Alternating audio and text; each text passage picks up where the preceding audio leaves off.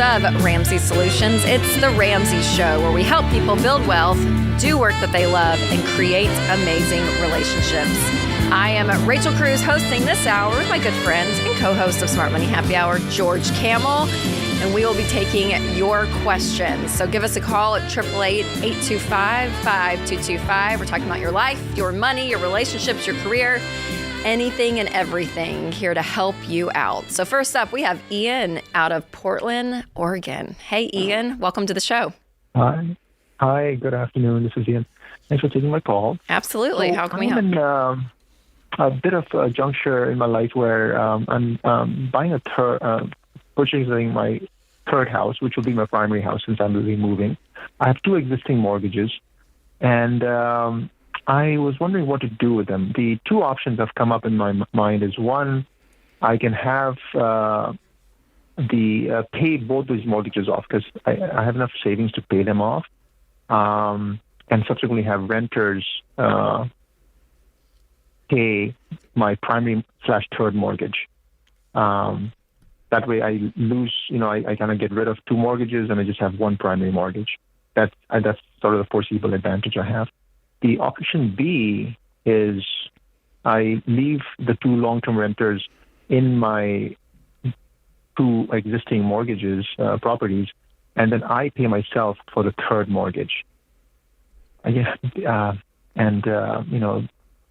Three mortgages is what the caveat here is, that I have to handle versus one mortgage in option A. I need some help with deciphering which would be a better option for me.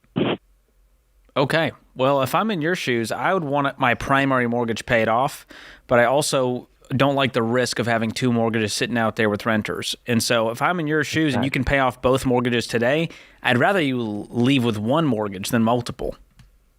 So what is the balances of the two existing mortgages? Yeah, the first balance is about $25,000. The other one is $150,000, so $175,000 total. And how much do you have in savings? I've got about $500,000. Wonderful. Okay, great. And how much are those properties worth?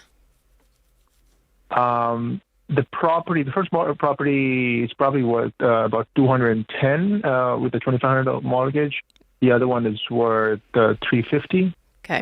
The other worth is about $800,000 with the $145 mortgage. Oh, okay, that's great. And then your primary, how much do you owe on it? Good question. I am. This is what I'm in the process of buying in my primary. Oh, you haven't bought it yet. My budget is about $800,000. Okay. On that. Okay, I gotcha. Are you single? No, married. Okay. But primary owner. Breadwinner. Okay. How quickly could you pay off all of this? Let's say you depleted your cash down to just an emergency fund. You knocked out the two existing mortgages. How much could you put down on the next mortgage on the next property? That's a great question, and that's where I'm running into some trouble, is because I'm deciding whether I should, pay this $170,000 off and pay all these two mortgages, or use that for my down payment. Right. Do you enjoy being a landlord? Do you enjoy the real estate part of life? Good question. It's been uneventful for the last 5 to 10 years that I've been doing so. I mean, they're great. I mean, you're so close, Ian, of having two paid for properties, and then they're going to be, cash flowing. And we always say on the show, obviously, it's not, when we say passive income, it's not really passive income, because you have work, you have to do upkeep, right? You're flipping renters maybe once a year. So, I mean, there is work in there.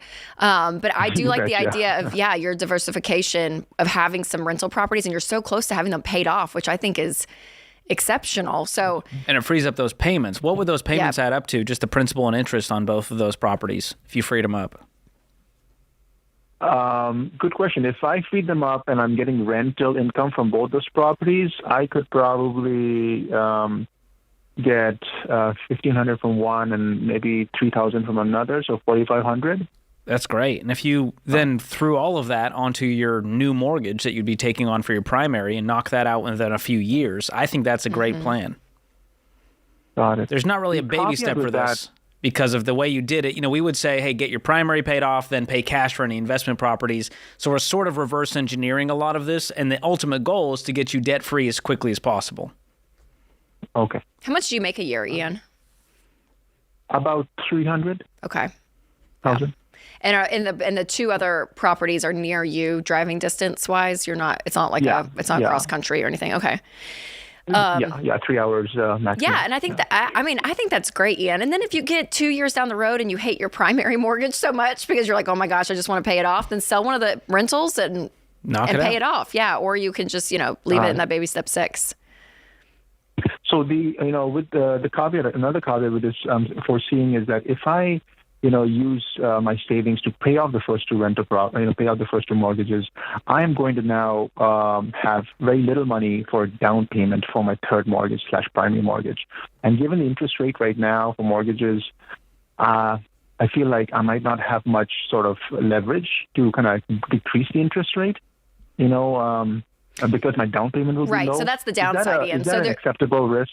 Yes, so you could look at it then in that case, as you're running out all your numbers, that you sell one of these properties and take all the money from there and throw it at your primary and just have one rental.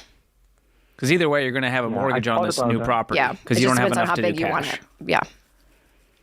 Got it. But if you're paying it off aggressively, so I can't have my cake and eat it too. Exactly. Yeah, and the interest on this, if you do it our way and you pay this thing off within a few years, the interest is not going to be the deal breaker here. We're not telling you to keep this primary mortgage for 30 years. Yeah. You're going to knock it out, and probably knowing your income and what you have, probably 4 years, 5 years. Yeah, my plan was to take a 15-year mortgage and then depending, So let's say you took a $500,000 mortgage and you can throw 100 at it a year, making 300. It's gone in 5 years. Right. And so that's the kind of math I'd be running, and obviously talk to your spouse about this and get the game plan. But if you're that close to freeing up the rental mortgage in properties, I like that plan. And so there's kind of debt snowballing in the sense of you're freeing up a payment faster is the goal here. Got it. Awesome. Yep. Awesome. Hey, thanks for that clarity. I know. Yeah, way to go. Absolutely. Thanks, Ian. Thanks for the call. Yeah, and I always feel discussion. Like, because it's always, it's kind of one of those things, especially if you want to get into the rental game, that if you already have them and you already have equity built in and you have as much margin as he does, he's so close to paying them off, and he has the cash to pay them off, right? So there's a part of you that's like, oh my gosh, instead of you're about to get selling a $5,000 raise. That's right. If you pay these things off tomorrow. That's right. Yeah, and the power of being able to throw that at the primary mortgage. But again, all you listening and watching, I think that's the motivation, right? We're trying to get debt free as quickly as possible, while also looking and saying, okay, how can we diversify our wealth building strategy here by not just retirements, but also with him getting in the real estate game, which I think is great, but doing it with cash, which is key. And you could tell there's some calm in his voice. He's not freaked out. He's not desperate. Yes. He's making this decision out of a place of strength. That's right. Exactly. This is the Ramsey Show.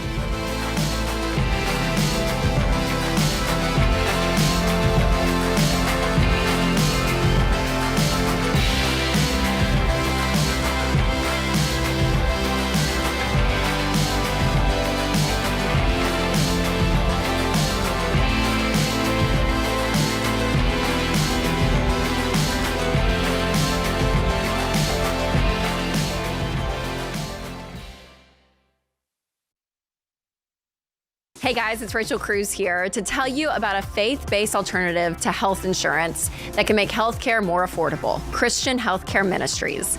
CHM allows members to share each other's healthcare costs, and it's as easy as 1, 2, 3. Step 1, choose the healthcare provider you want. Step 2, submit your eligible bills. And step 3, get reimbursed. CHM members take care of your eligible medical bills. With no networks and the freedom to choose your healthcare provider, CHM is the best option for Christians who want to take care of their families and help other believers. Find out more at chministries.org/budget.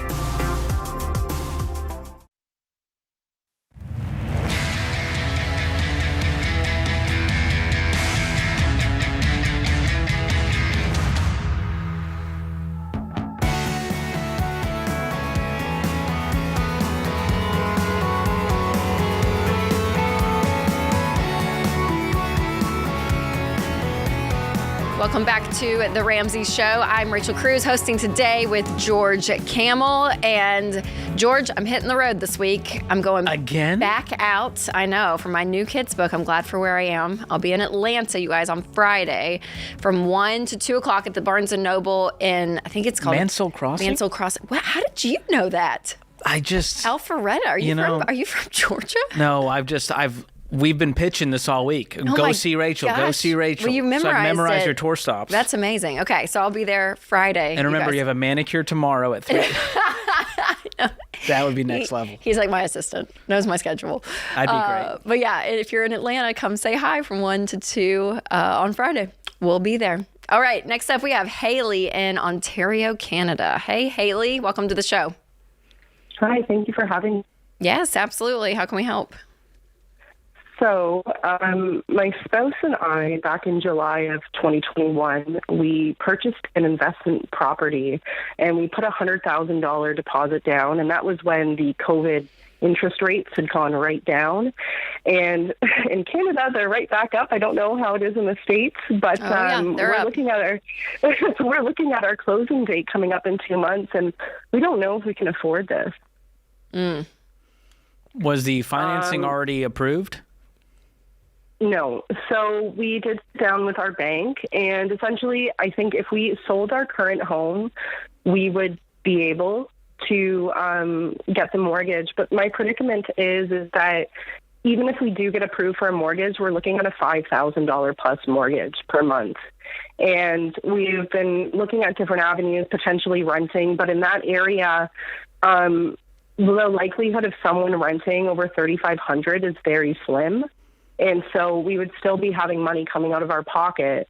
And now the reason we're thinking about doing a mutual release at this point is because we put that $100,000 down, but we did really well with our first home through COVID. We bought it really low. And then when we sold, we had actually got a lot of equity and paid off that line of credit that we used to put the deposit down on that home.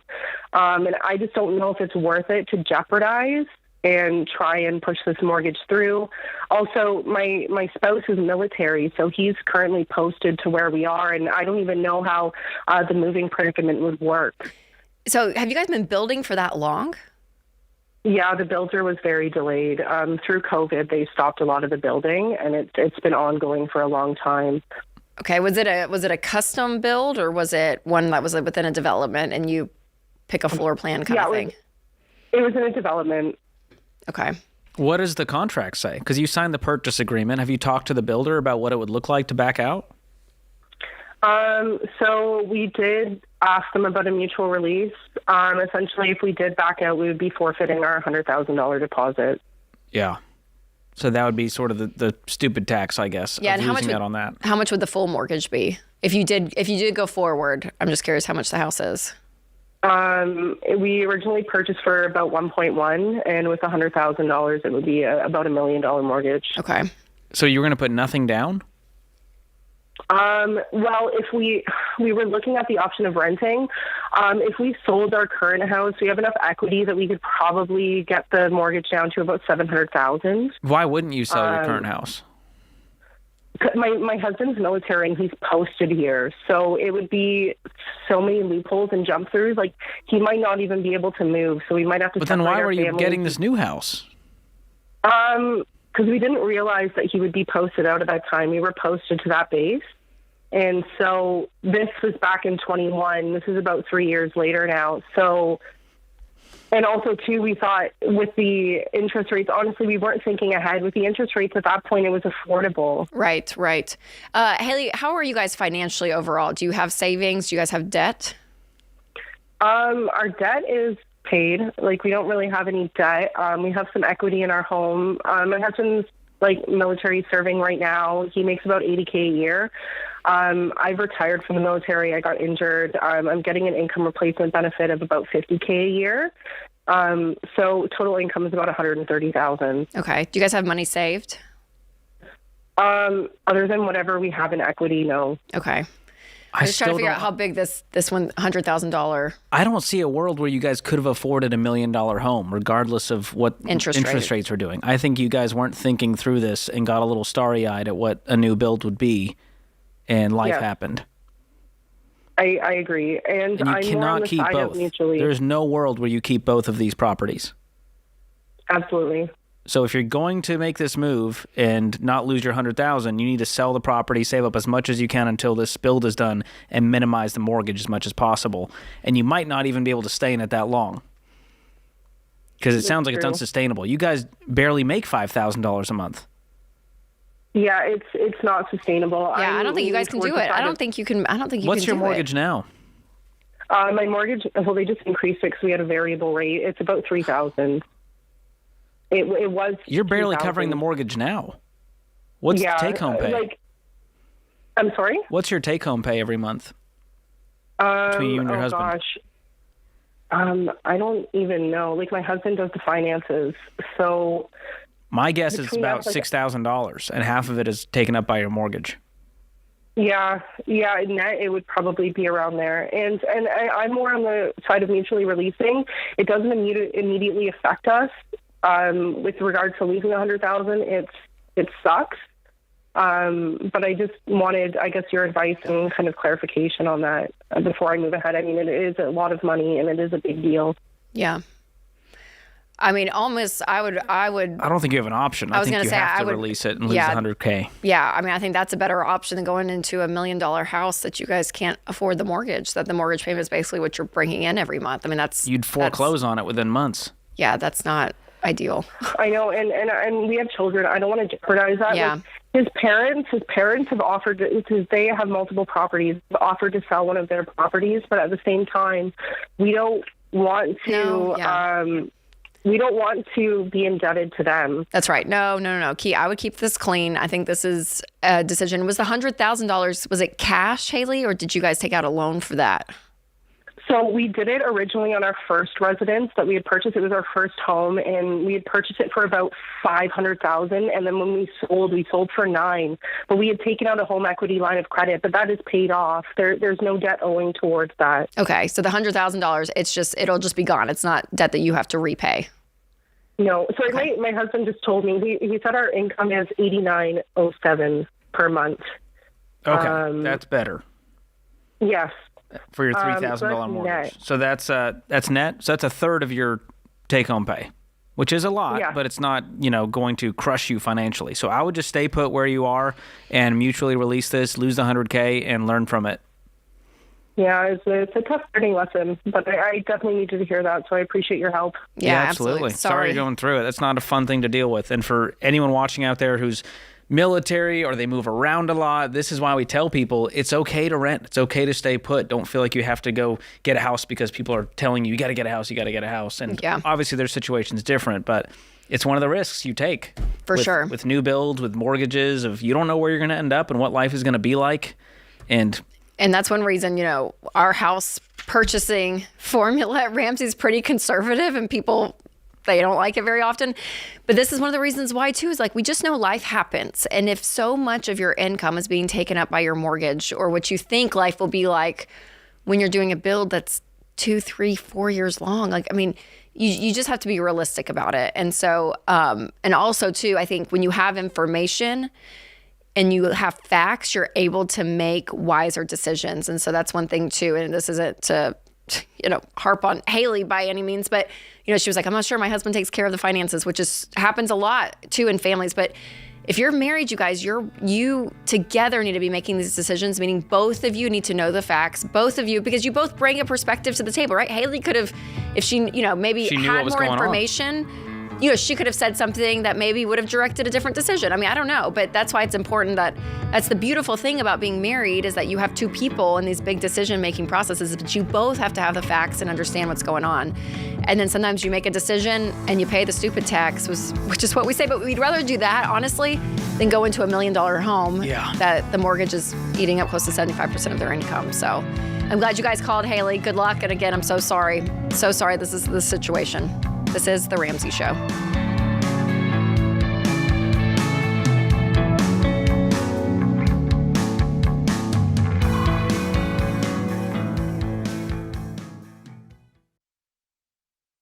It doesn't take a degree in statistics to realize that this one stinks. 93% of undergraduate private student loans are co-signed. So when you're delinquent and drowning in private student loan debt, mom or dad or Uncle Joe is stuck in that financial stress along with you. But there is a way out. Why Refi? Why Refi offers a custom refinancing option with a fixed rate loan based on your ability to pay. And the average interest rate Why Refi offers is 3.9%, which can significantly reduce your monthly payment and decrease your total cost. Why Refi refinances your defaulted private student loans that other places won't touch. And I trust them to help you get out of debt. So don't be another statistic in the student loan swamp. Contact Why Refi at 844-2-RAMSEY or go to whyrefi.com/Ramsey. That's 844-2-RAMSEY or the letter Y, then refy.com/Ramsey.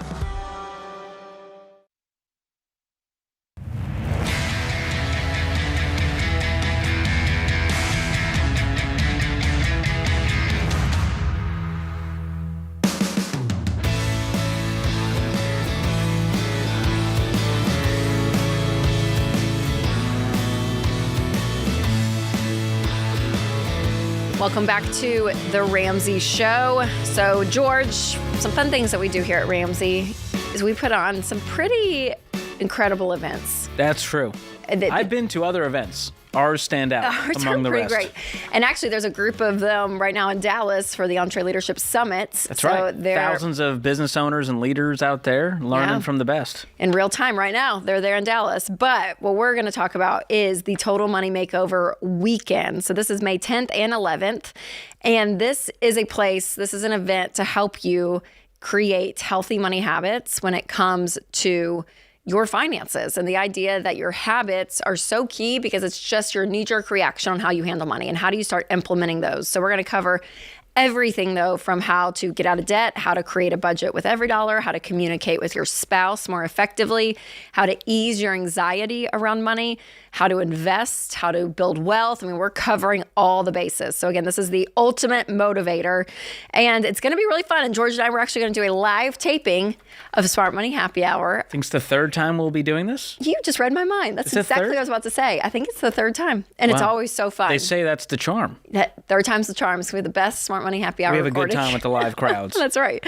So all the Ramsey personalities will be there that weekend. Dave Ramsey, myself, Dr. John Deloney, George Kamel, Jade Warshaw, and Ken Coleman. So get your tickets right now at RamseySolutions.com/events. Our Platinum Plus tickets are already sold out, but you can still get VIP and general admission. So again, May 10th and 11th, the Total Money Makeover live. This is not just for if you're new to the Ramsey plan, if you've been doing it for a while. Some people need the motivation because they have been doing it for a long time and they kind of fall off the wagon, got a little lazy, a little sloppy. Yep. Some people, it's, hey, I have a friend that I'd love to come or a spouse that needs to get on board. This is the perfect event for them too. And so whether you're off the wagon, you're new to the plan, this is a great way to just kind of get dunked. That's right. And it's right here on our campus and right outside of Nashville. So yep, come hang out. All right, up next we have Nicole in Indianapolis. Hey, Nicole, welcome to the show. Hi, guys. I'm so excited to talk to you today. Oh, so glad you called in. How can we help? So my husband and I are on baby step 2, and we were kind of just wondering what you guys suggested as far as my job situation. About 3 years ago, I landed my dream job. I am a provider in a private practice, and so I've been working there, and I've been very happy. The problem is if I were to go to a more like a hospital or something of that nature, even work in urgent care clinic, I could work half the time and make the same amount of money, and would be able to pick up more shifts. Wow. So you'd essentially double your income. Basically. But it's hard because this is what I thought I wanted to do since I was a little girl. This is the place that I thought I wanted to work. And that's where I've said I was always going to work. And then I landed it. And now I'm sitting here with a little bit of resentment because I'm like, I can't be home with my son. If I did move, I could, pick up extra shifts if we needed it, have a little more flexibility.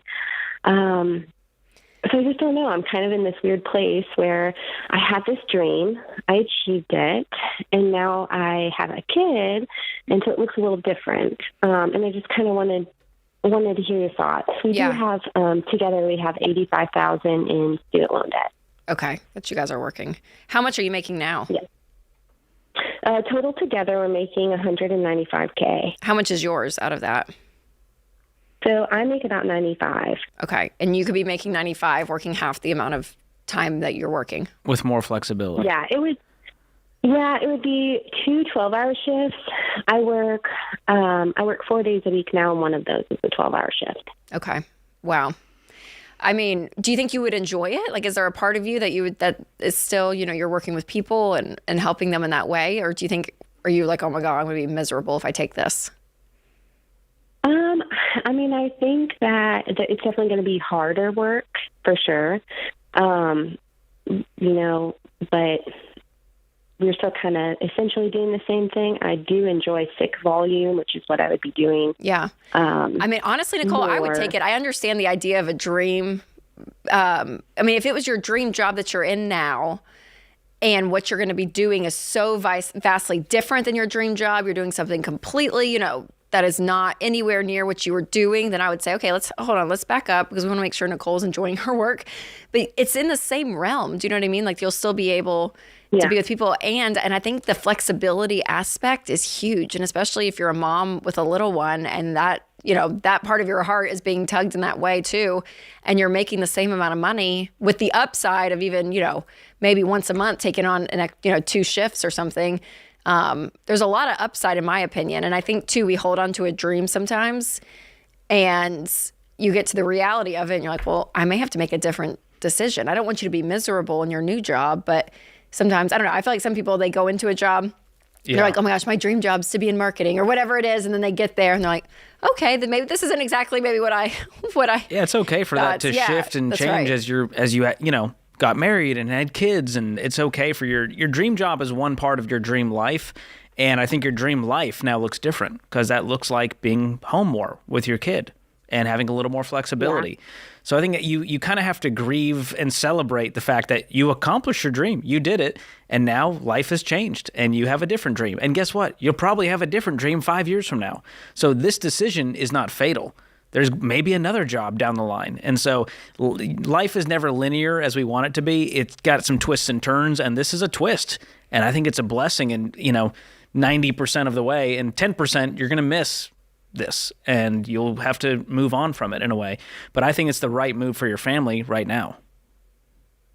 Okay. Yeah, and there's not a lot of upward trajectory at the job either. We haven't got raises in a few years. So, there's ups and downs. Yeah, for sure. And who knows, maybe one day you stay home for a season. And so I don't want you to base everything off of this one decision, but I think for the next step, as we're looking at it on paper and what you've told us, it's the right next step for you to take this position. It's still in the type of work that you love. You have to work half as much for the same amount of money. I don't know. In my head, that's hard to pass up. Yep, it sounds right. That sounds like a dream to me. And it's changed too, Nicole, and that may be some of your fear. It's just when you just do something different where you thought I'd be in this forever, it is scary to take that step, but it's a really solid, secure step. So I don't want you to question that. Thanks for the call. Up next, we have Shane in Indianapolis. Hey, Shane, welcome to the show.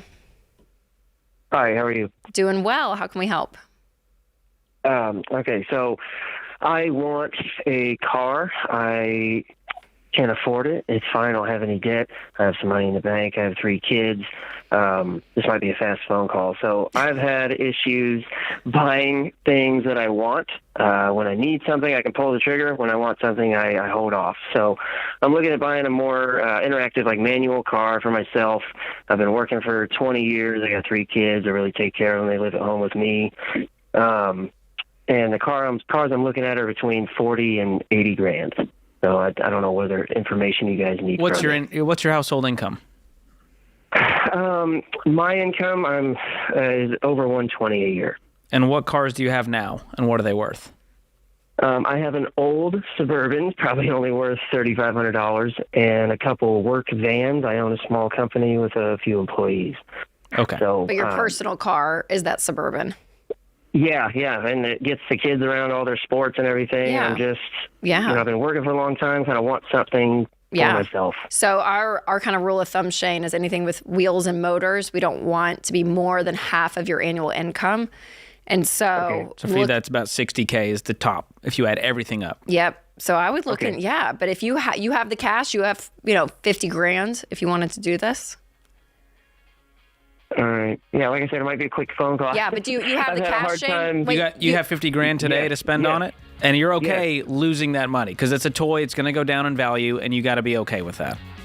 Yeah, you see, that's my personal problem. So I just didn't know if you guys would tell me, no, that's stupid, or... No, I mean, if you have the cash and you have an emergency fund and no debts, at that point, I mean, I think that's when you get if you're still investing, I think you get to enjoy it. Living out the baby steps, you can get that maybe car. go on the cheaper end of it, the $40,000 mark, and have it, and then maybe you upgrade in 3 to 4 years to something nicer. But yeah, if you have the cash, we're all for it. You have our permission. Yep. Great job, Shane. Congratulations. Have fun. This is The Ramsey Show.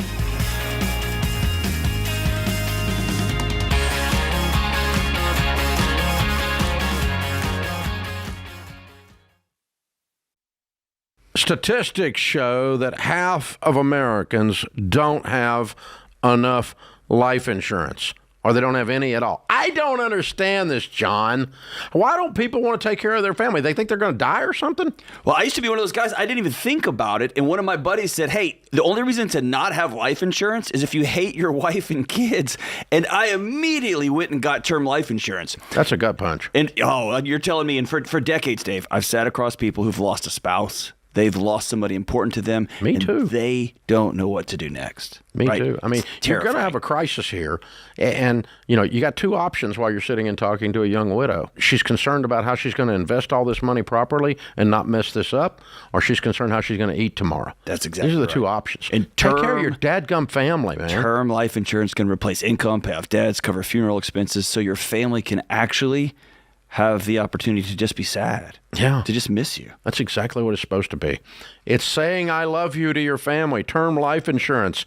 Jeff Zander and the team at Zander Insurance makes it easy and affordable. I've used them personally for 25 years. They're the only people I trust. Go to Zander.com or call 800-356-4282.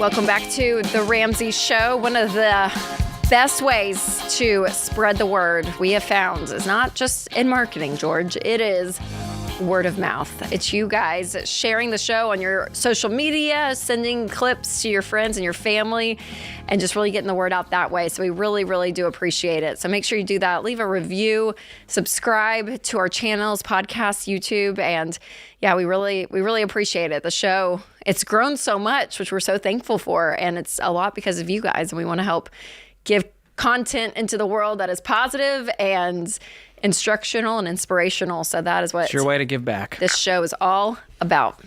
And it's your show. So give us a call at 888-825-5225. Up next, we have Elise in Little Rock. Hey, Elise, welcome to the show. Hello. We bought a property 3 years ago, and the property owners committed fraud. They withheld the fact that the well runs dry about half of the year. Oh, gosh.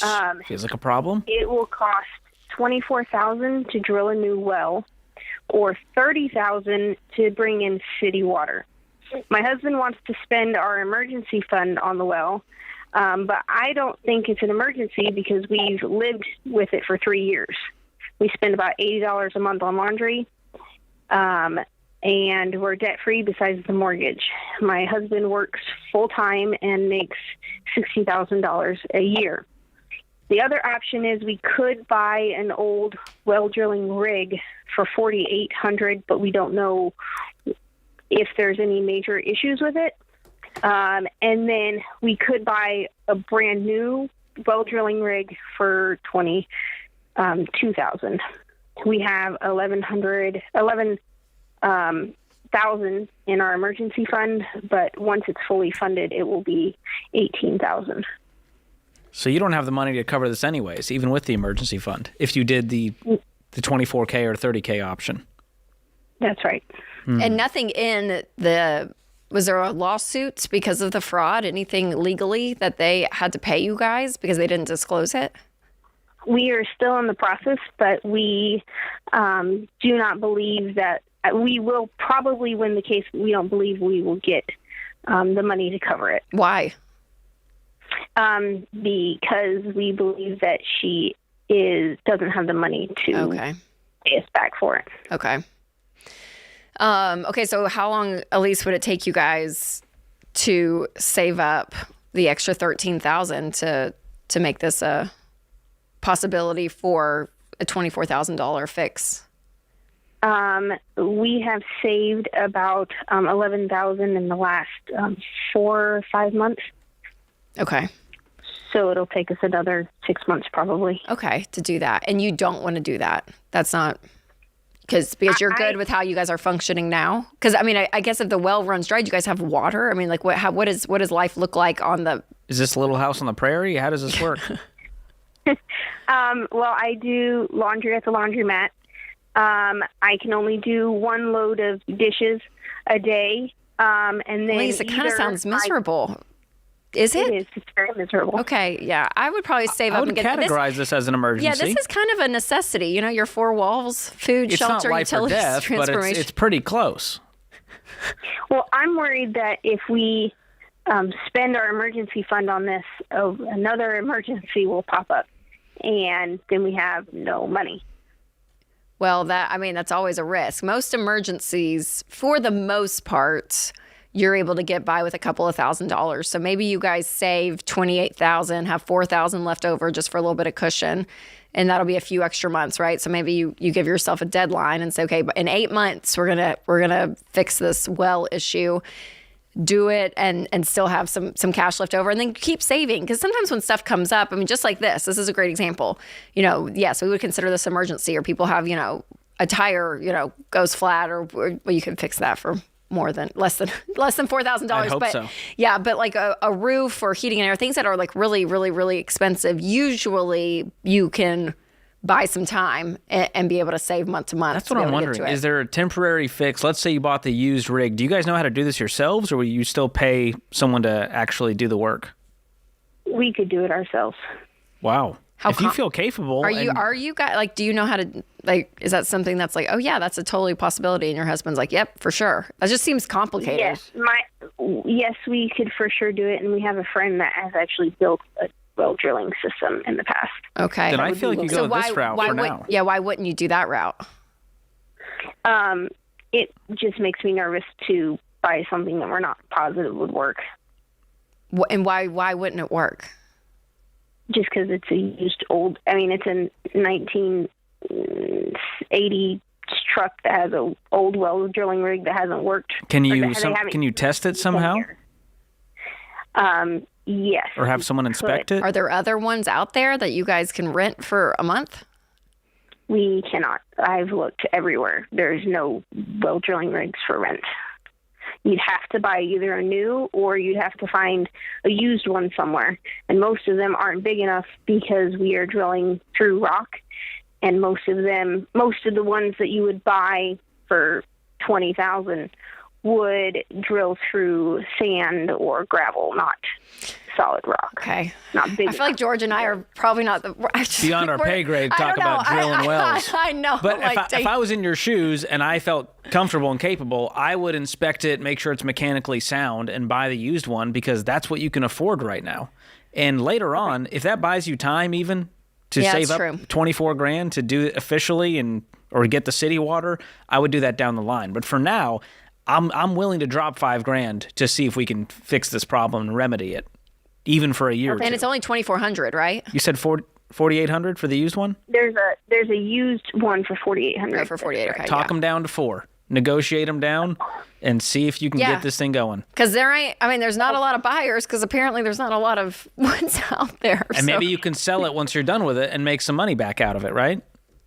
Yeah, we've also thought about using it around here locally, because there's only one well drilling company. Hey, so you got a new business on your hands. Yeah, there you go. Yeah, well, I hope that helps, Elise. So yeah, maybe do that if you feel capable. I don't know why I didn't have that as an option. It's impressive. Yeah. Elise and her husband. Well, my first thought was if I would just go drill it myself. I mean, George with his. I'm sure there's a with his YouTube tools, video out there. with his tools. George could figure it out. Honestly, I think your husband Winston could figure it out. How to drill a well. I'd call Winston. Yeah, you two together. I just feel like it would work. That would be a feel like TV it would show. Work. I know. So great. Okay, up next we have Andy in Miami. Hey, Andy, welcome to the show. Hi, Rachel. Hi, George. Huge fan here. Thanks. How can we help? So I currently work for a bank, and you guys might not like it, but I underwrite commercial real estate loans. We'll still be friends. We can still be friends, Andy. It's okay. Thank you. At least not personal loans or residential mortgages. There you go. See? So work from home setup, base salary is around 113 plus some other little perks, a 20K bonus. They'll give me $2,000 towards my 401K just because every year, and about $1,000 towards my HSA. Fully remote. Love my bosses. They love me. About 4 years in. And then I got a message from a recruiter on LinkedIn about a trade finance type job. Sounded interesting, but very, very far away. Geographically, about an hour to 80 minutes each way per day. Miami, road rage capital of the world. So I was like, all right, I'll tell this guy I'm open. He's going to say 120. I'm going to say thanks, bye. He says 150 to 180 plus 20% bonus. So my interest was piqued there, and I'm just kind of weighing the pros and cons of where are you guys financially? Do you guys have a lot of debt? We are recently on baby step 3. I just finished FPU at church, co-leading it 2 weeks ago. Okay. And you've got a spouse? Have a spouse, 2 kids.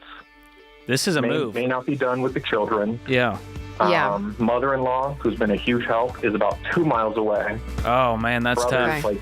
That's a big life change. Yeah, I don't. Unless you plan on moving, I wouldn't do the hour commute. It's not worth the money. That's 2 hours in the car. I try to make more doing what you're doing now and stay put. Have the peace. You've set your life up to have peace. I don't know if I would do it for the money. That would be tough. Thanks for the call, Andy. Thanks to you, America, for listening. Thanks to everyone in the booth. My co-host, George Kamel. This is The Ramsey Show.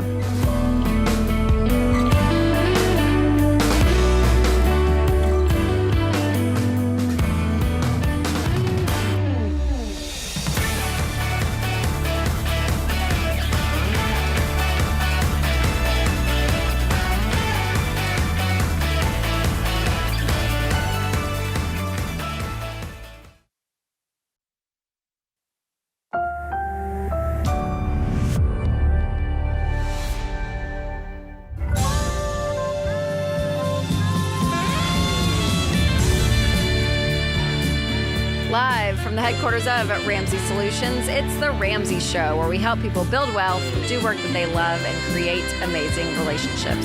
I'm Rachel Cruze, hosting today with my co-host of Smart Money Happy Hour and best-selling author, George Kamel. And we are here to answer your questions. So give us a call at 888-825-5225. All right, let's hit to the phones. We have Tanashia from Nashville. Hey, welcome to the show. Hello. Hello. How are y'all doing? We're doing great. How can we help? Can you hear me? Yes, we can. Good. Well, my name is Tanashia Scales. I'm from Nashville. I'm a registered nurse.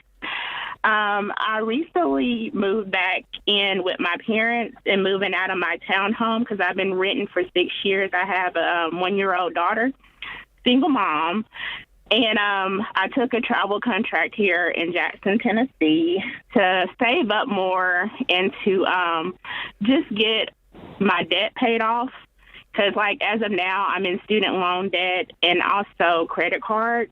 Okay. My goal is to save up for a house, and I was just wondering what is the best options for single moms who are willing to become, like, financial free or debt free.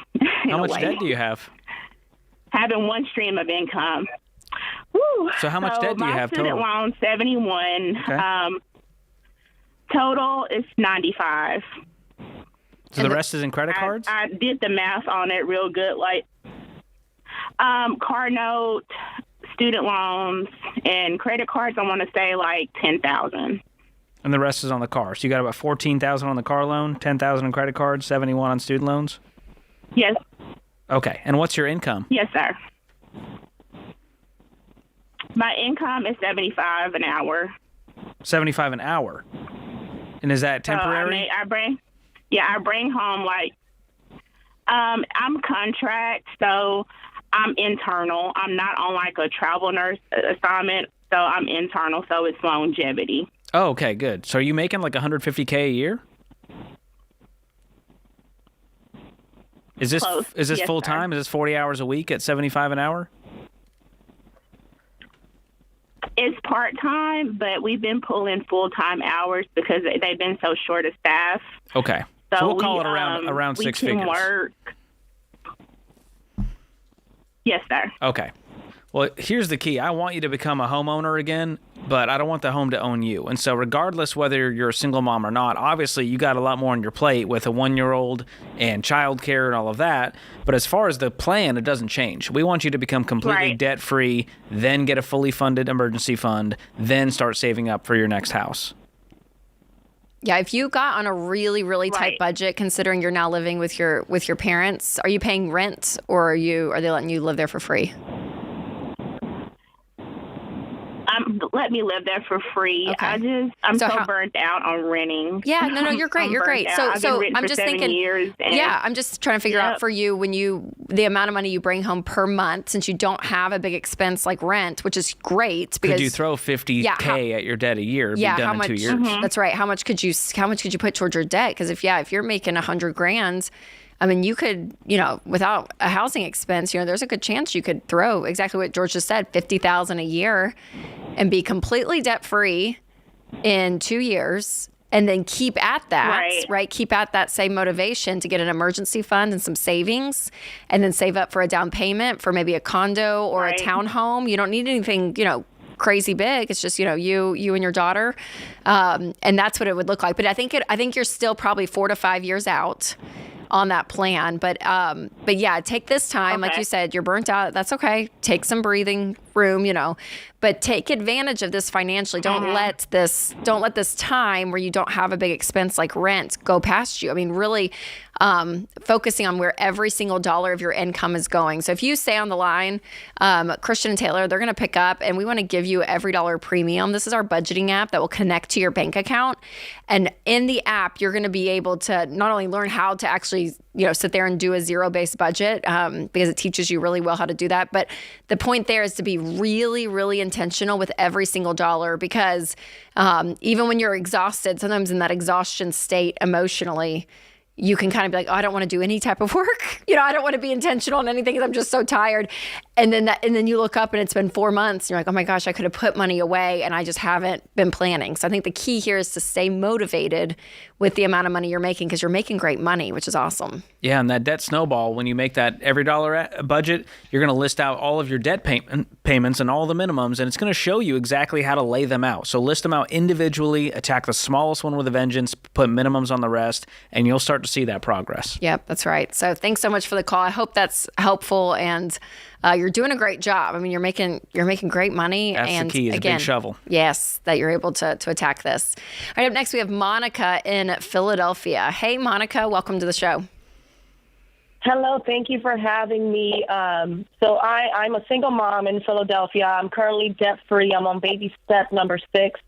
Amazing. And currently my dilemma is I have some money saved up, and I don't know if – so I have more. I have $100K saved up. I owe approximately at the moment $65,000 on my home, but I also want to move. So I don't want to reside in Philly anymore. So I want to move out of Philadelphia.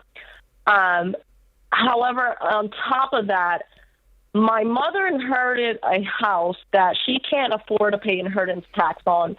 I don't know if I should use my savings to cover the costs for the inheritance tax, knowing that the property would then later on go to me if I did that. I don't know if that would be a smart way to kind of park my money.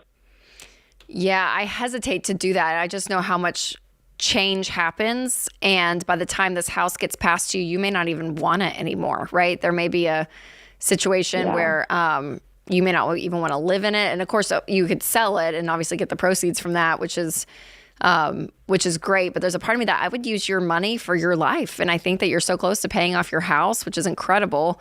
And, you know, just the idea that, you know, you could sell your primary home, how much equity would you have in your primary home right now if you sold it?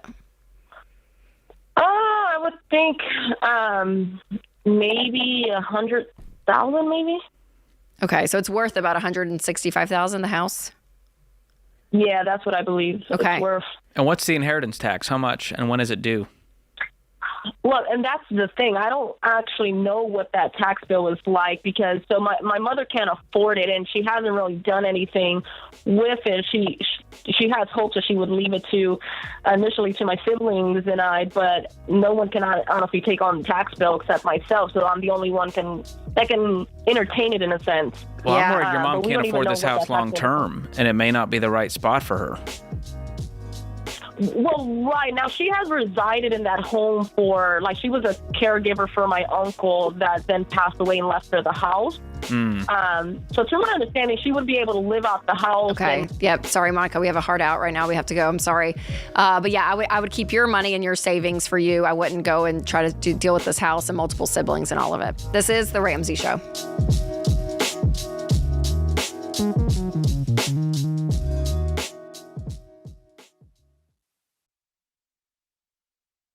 If you're like most people, your home is your most valuable asset.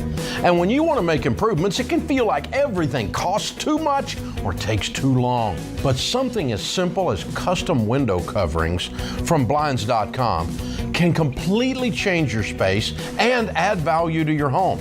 We've recommended Blinds.com for over a decade, so you know you can trust them. From blinds, drapes, and shutters to motorized shades, they make it easy and affordable to upgrade your entire home, and their team is ready to help with everything from design consultation to measuring and installation.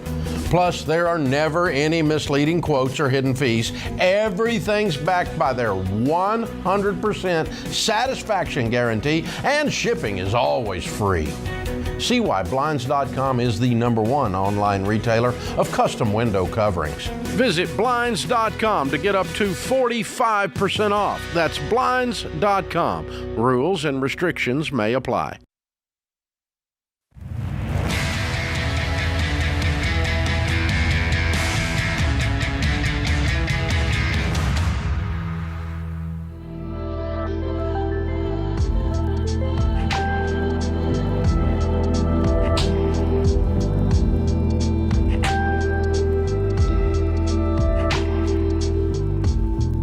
Welcome back to The Ramsey Show. So, George, you're gonna be busy here. Yeah. Tell me about it. In the next little bit, you're doing a 2-night virtual event with Dave Ramsey, May 21st and 22nd, and you guys are gonna be doing a deep dive in investing. The event is called Dave Ramsey's Investing Essentials, and it's all online, so you can be home and you can watch it and learn all about investing, because you guys have really been asking, hey, we want a deeper dive, very specific. People have very specific questions when it comes to investing, and you guys are going to address that, everything from the market to real estate, and talk about the subject, because it's one that people, they want to know about. Yeah, we're going to cover the foundation, the basics, of course, but we're also going to get into the kind of 201 and 301 content, stuff we've never actually taught before. I mean, Dave's investing strategy when it comes to real estate, his personal playbook, how he's built his wealth.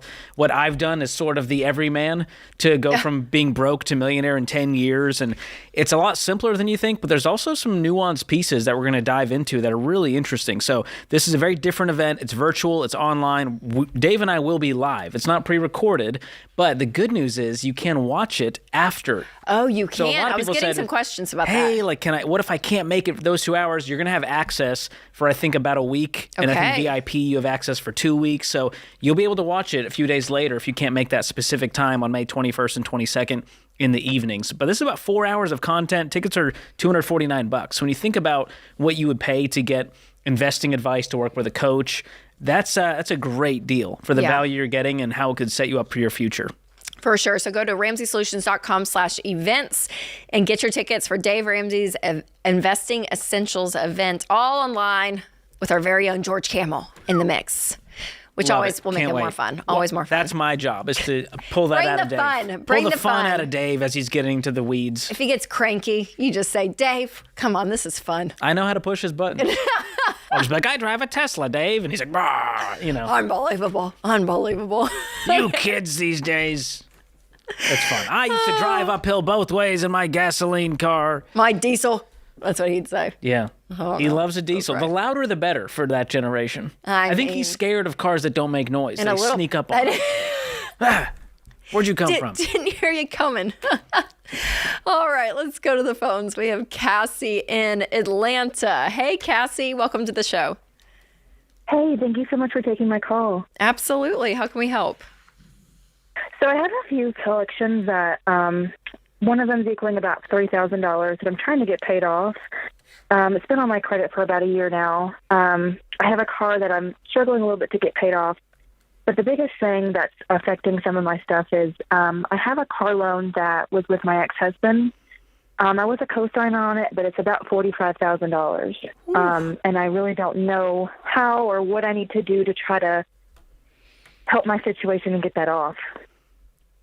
Is he paying on it, or is this in collections? He is paying on it. So he's paying the full amount every day, but you need to get off of it. So you would need to refinance that loan and get your name off. I actually don't have any contact with him, though. Well, you need to contact the lender, and he needs to be able to sign off on it. I mean, you guys co-signed on this, and the only way out is for you to... Do you have an attorney that could contact the attorney that he worked with during the divorce or anything? Is there a way to have like a third party go at this too? When we did the divorce, we didn't have any attorneys involved. We did it all ourselves.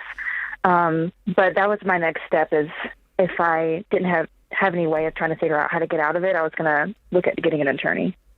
Yeah, I mean, I probably would. I mean, you would be liable for some reason, and the fact that you don't even know, you can't get in touch with him means who knows what he's doing, right? I mean, like he could turn up tomorrow and not pay starting tomorrow, right? And then you would be liable for that $45,000. So yeah, I would look into that. I would talk to an attorney, and again, if you know maybe where if you have the documentation still of where the loan is being held, and to contact them, and they may be able to get in touch with him too. But you'll need to apply for something called a co-signer release. And the problem with co-signing is that there's a reason that you were required to be on that, because they didn't trust him to pay. So if he's got a good track record, they may do this co-signer release, but you need to contact them and see if they're willing to do that. Otherwise, you need to refinance the loan. Okay. And so the debt that's in collections, Cassie, is it just the $3,000?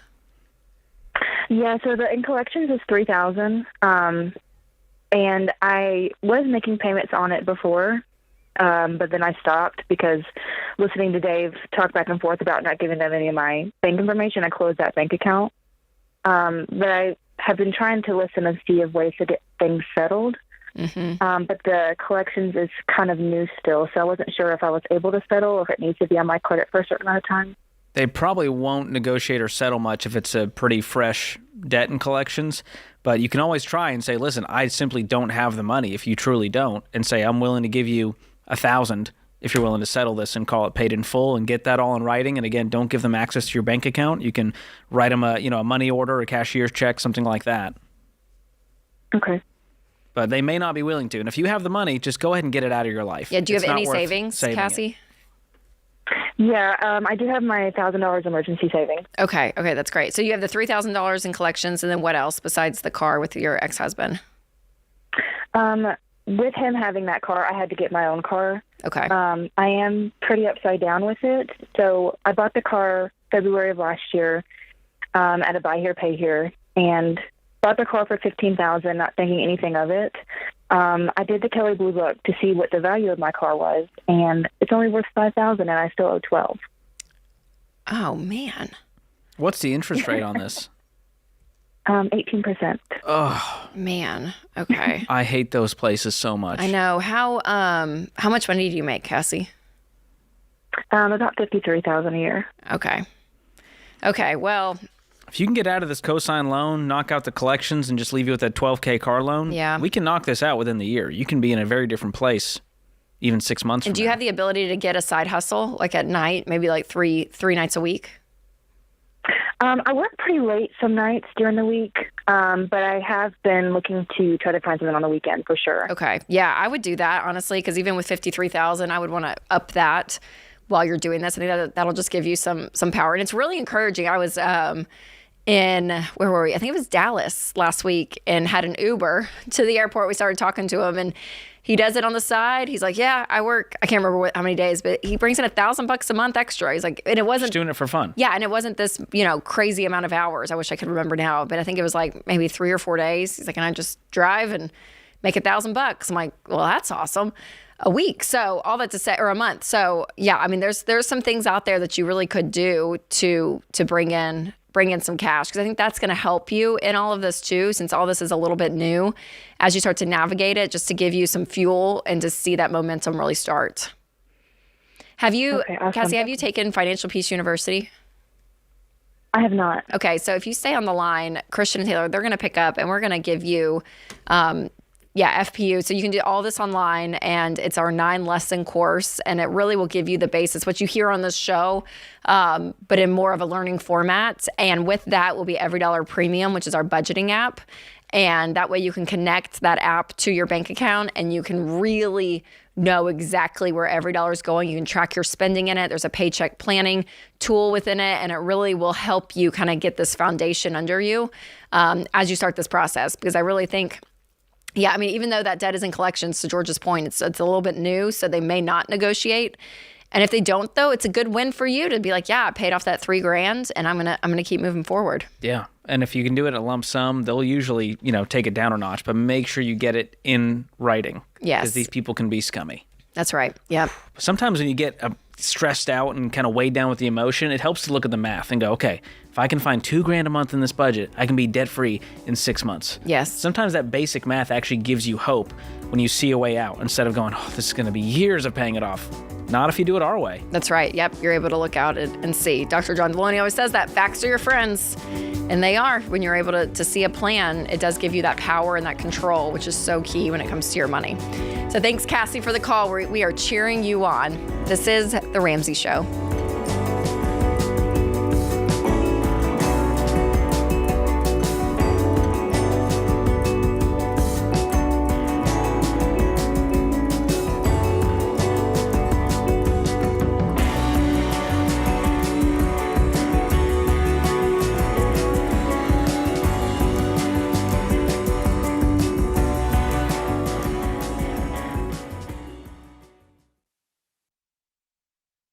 Hey guys, Ramsey Solutions started small and grew fast. Because of that rapid growth, there were times when our systems slowed us down. That's why we switched to Netsuite. It works for us, and it'll help your business too. Whether you're starting on a card table like I did, or you're well on your way to becoming a multi-million-dollar company, Netsuite can scale with you and help you communicate and plan better. Because you know your day-to-day up and down and sideways, but accounting, analytics, and supply chain are on another level. So maybe you're just not tech savvy. That can be okay. NetSuite will help at your speed and whatever your situation. More than 37,000 companies use NetSuite to know their numbers and their business better. So check out NetSuite today and find out how they can help you become the business you want to be 5 or 30 years from now. And right now, you can download NetSuite's free KPI checklist designed to give you consistently excellent performance at netsuite.com/Ramsey. That's netsuite.com/Ramsey.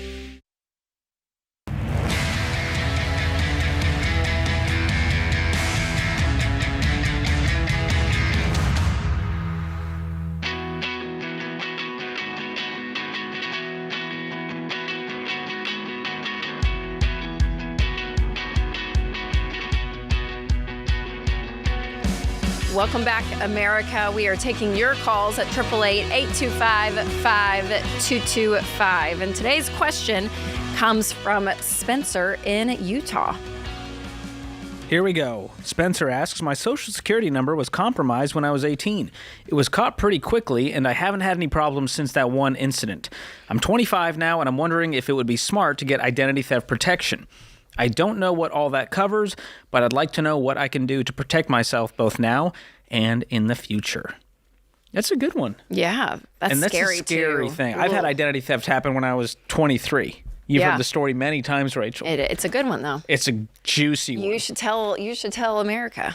Essentially, what happened to you, George? I got a call from a debt collector, and they're like, hey, you owe us $1,700 on this AT&T account, $1,700 on a Verizon account. And I was like, why would I have two cell phone accounts? What monster? I'm 23. I don't have any of these accounts. And it turns out someone used my social security number, an old address in Nashville, my name, all of that, and opened up these accounts. Never paid a dime on them. Racked up bills. I don't even know how you rack up $1,700. How you do it. So anyways, it was a nightmare. Luckily, I had Xander ID theft protection through Ramsey at the time. Dave covers it for all Ramsey team members, and they helped me kind of restore my life back to its former glory. But it was so much time and paperwork to just deal with it. And weren't they like two old women that you found out? I did some sleuthing because it turns out the police are not going to dedicate their life to this mission. But I did. So I found out who they were. Went all the way, George. I still got my eye on them. I'm always watching. Figuring it out. But all that to say, there's some things you can do that are important. And number one is freeze all of your credit with your credit bureau. So I'm not talking about debt and credit cards. I'm talking about the credit report with the bureaus, Experian, et cetera. And so I went on there, froze all of my accounts so that no one can open up new accounts. That's right. Yep. So that's an important piece to do. And then having Xander ID theft protection, it's a great product. We sort of look at it almost as a type of insurance because of how it protects your information.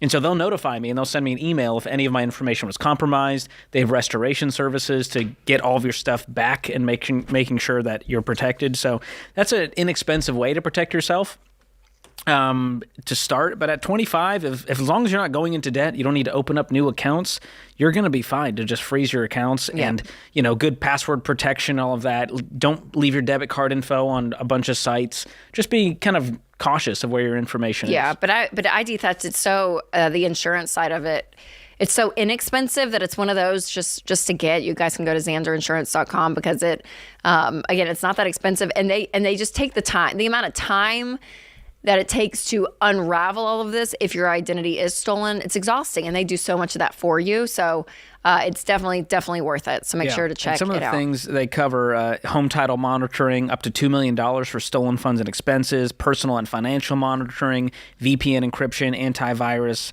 24/7 customer and recovery services. So there's a lot that is included, and it's very inexpensive. We're talking like $7. I mean, you can get family plans for $12. So these are cheap things you can do to help protect yourself and sleep better at night. But it's a huge worry as we get into a more intrusive, data-driven world. There's only going to be more of this happening. That's right. All right, let's go to Emily in Greenville. Hey, Emily, welcome to the show. Hey, thank you. How are you? We're doing great. How are you? Doing great, thanks. How can we help? So we own about 3 acres of land, and we have some debt mainly from our business that we own. And I was wondering if it would be a good idea to sell. Someone was looking at our property, about half of it, an acre and a half, for $150,000. And I was wondering if we'd be better off keeping the land and paying on the debt, or if selling it, would be a better option. How much do you guys owe on your business debt? So business debt, total combined is almost right at $150,000. Business debt would be, about $80,000, $90,000.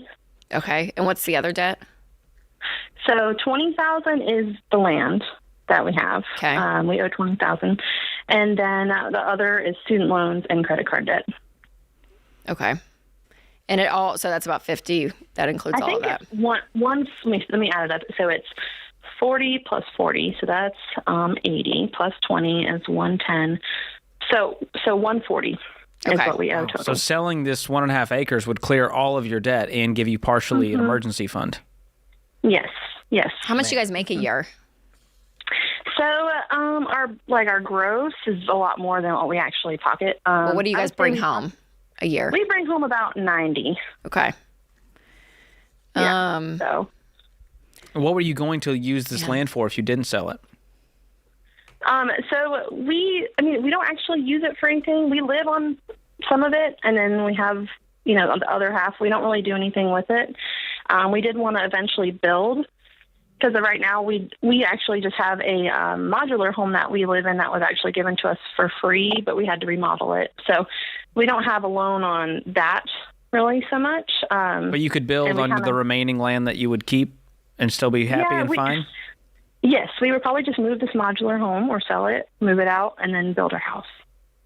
Well, if this is a going rate for acreage in your area, I would personally sell it because of your financial situation. Yeah, have you guys run comps and stuff, Emily? This isn't something that someone's just offered you. Like, what is it worth? Do you know?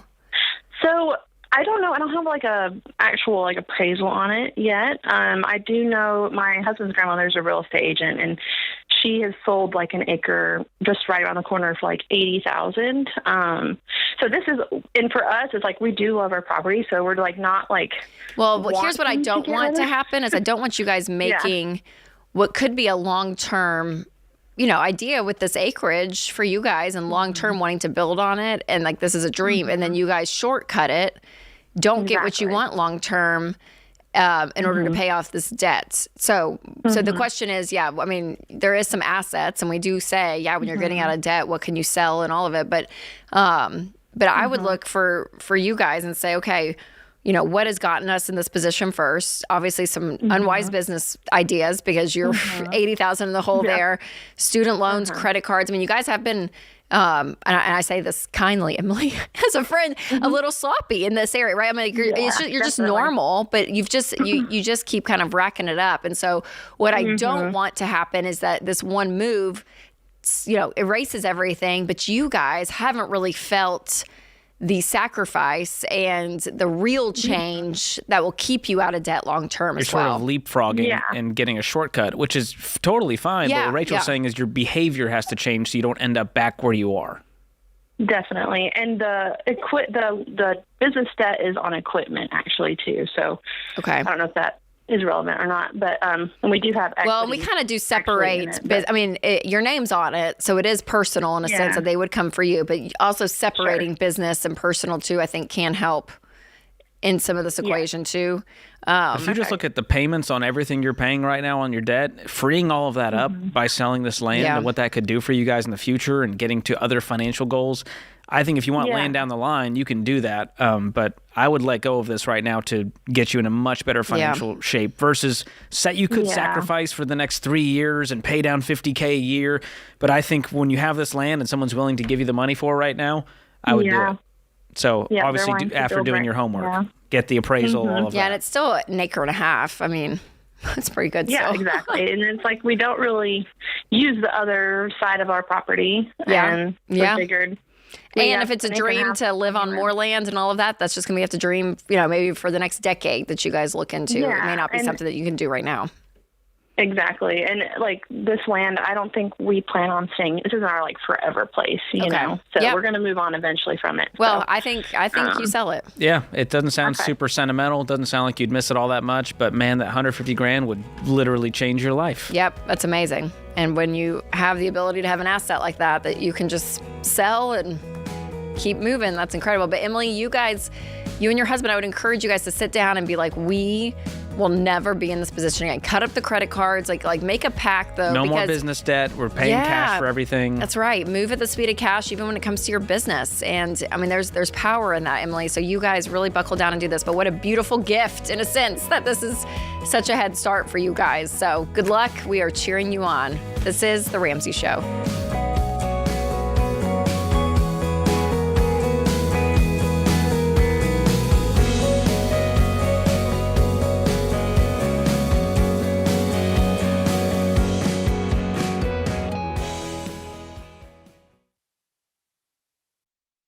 Your home is probably the biggest purchase you'll ever make. And with the real estate market like it is now, you'll need a mortgage company you can trust. That's Churchill Mortgage. You guys, buying a home is not a button push. It's a process. It takes building a relationship with an expert who will dig into the details and give you peace of mind without busting your budget. Churchill is one of the highest rated lenders in the country. And they're Ramsey trusted because they do what's right for you. Go to churchillmortgage.com to get started.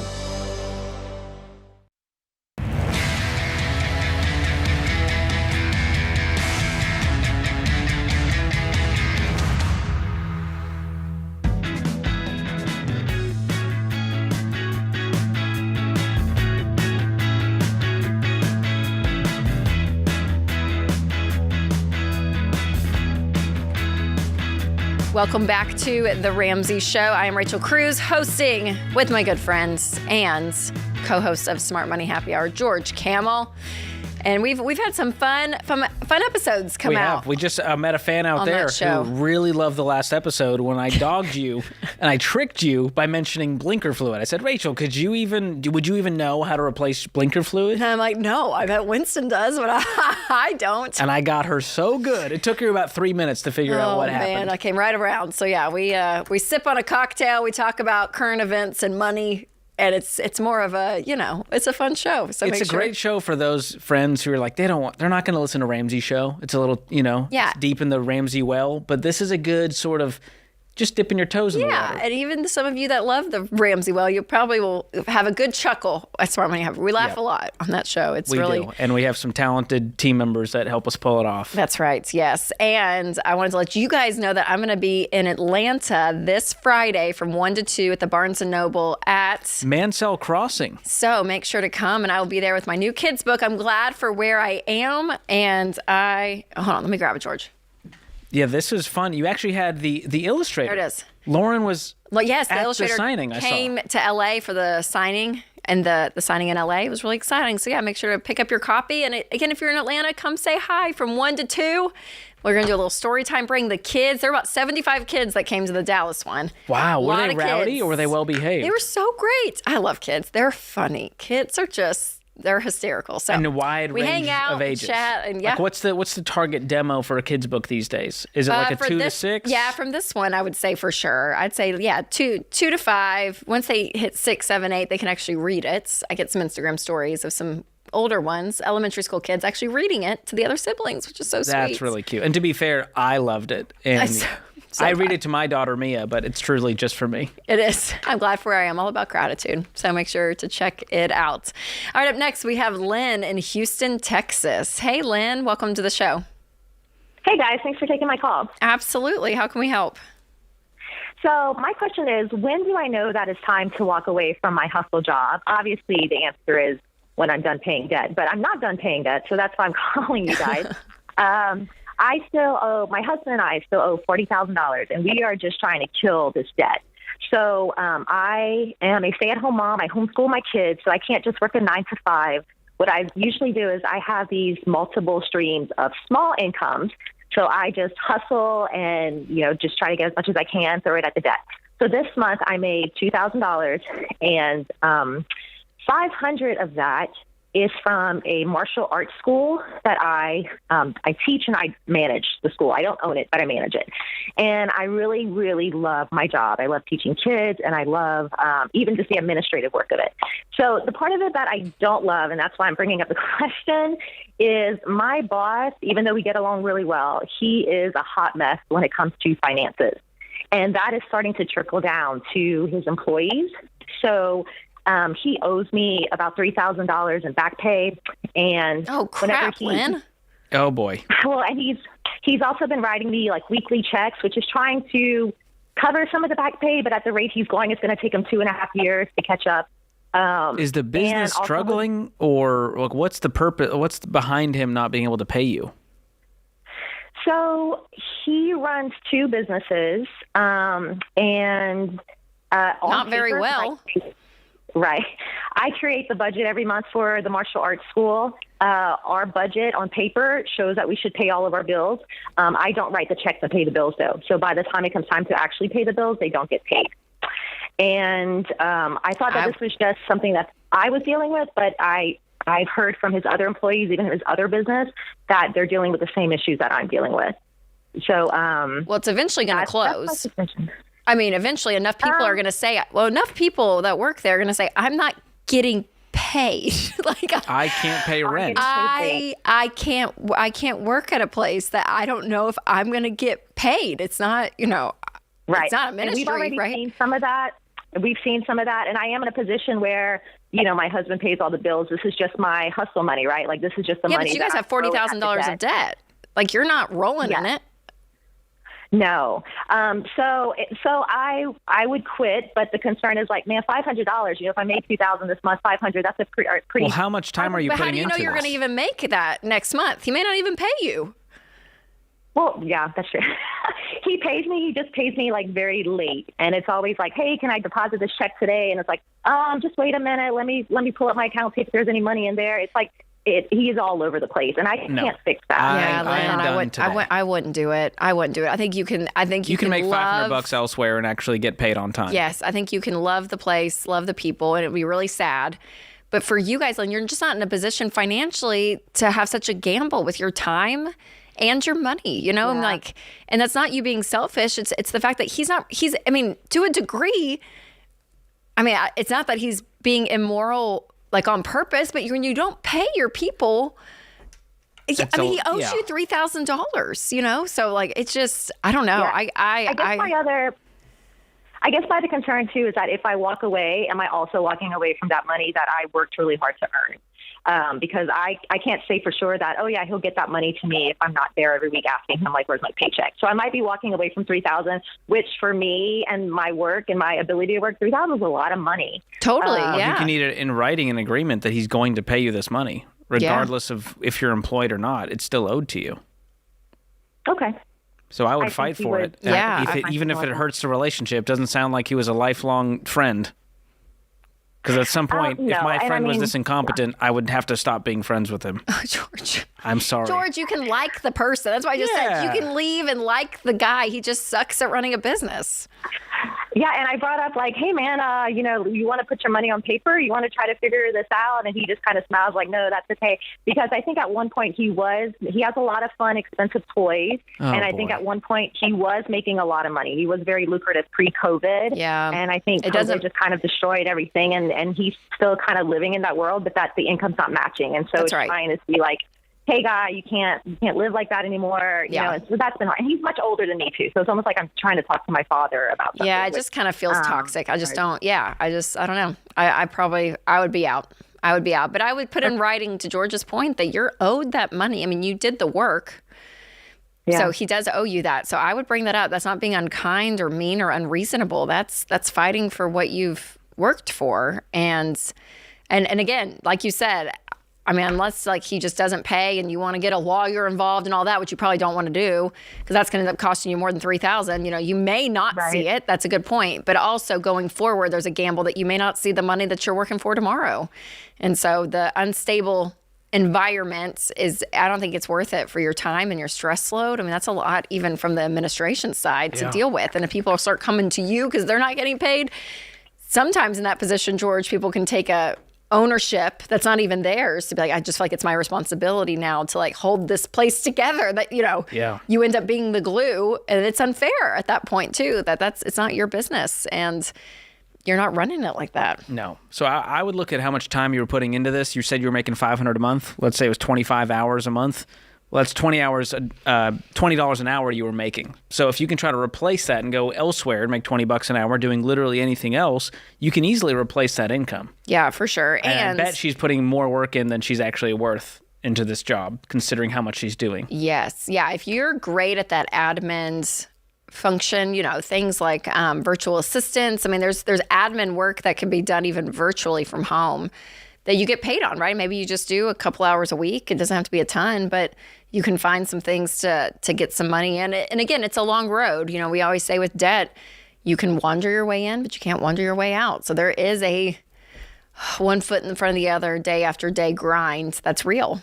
And it's for a season. And maybe you don't do everything forever, but who knows? Maybe eventually you go, here's what I really love to do. We're out of debt now, and I can choose. I have more flexibility. Yeah. That's a big part of it. For sure. And with side hustles too, you know, finding what you're naturally good at, I think is the key, because you're naturally going to be able to do it more with ease than trying to like learn something new, right? That's true. We have a new side hustle quiz that's free, georgekamel.com/side hustle.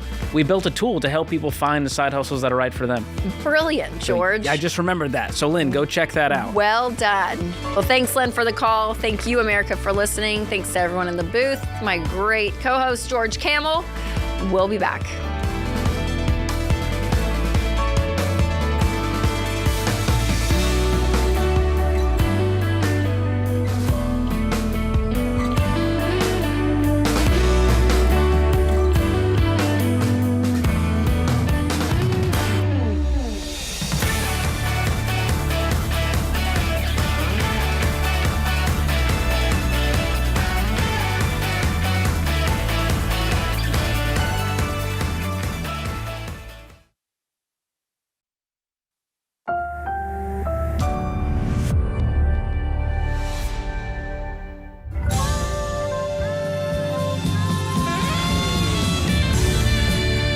Live from the headquarters of Ramsey Solutions, it's the Ramsey Show, where we help people build wealth, do work that they love, and create amazing relationships. I am Rachel Cruze, hosting this hour with my good friend and best-selling author, George Kamel, also my co-host of Smart Money Happy Hour, our other show. And we are here to take your calls. America at 888-825-5225. This can be about your money, your life, your career, your relationships, but we are here for you. So give us a call.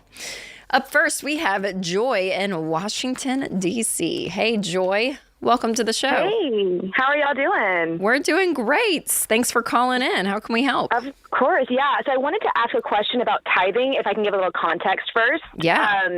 So my husband and I moved to D.C. from Washington State about a year ago. When I was living in Washington State, I was volunteering at a pregnancy center, and I got to see how they used their money, and it was really great. So we decided when we moved to D.C., we didn't have a church, so we're like, oh, we'll give our tithe money to the pregnancy center I was volunteering at.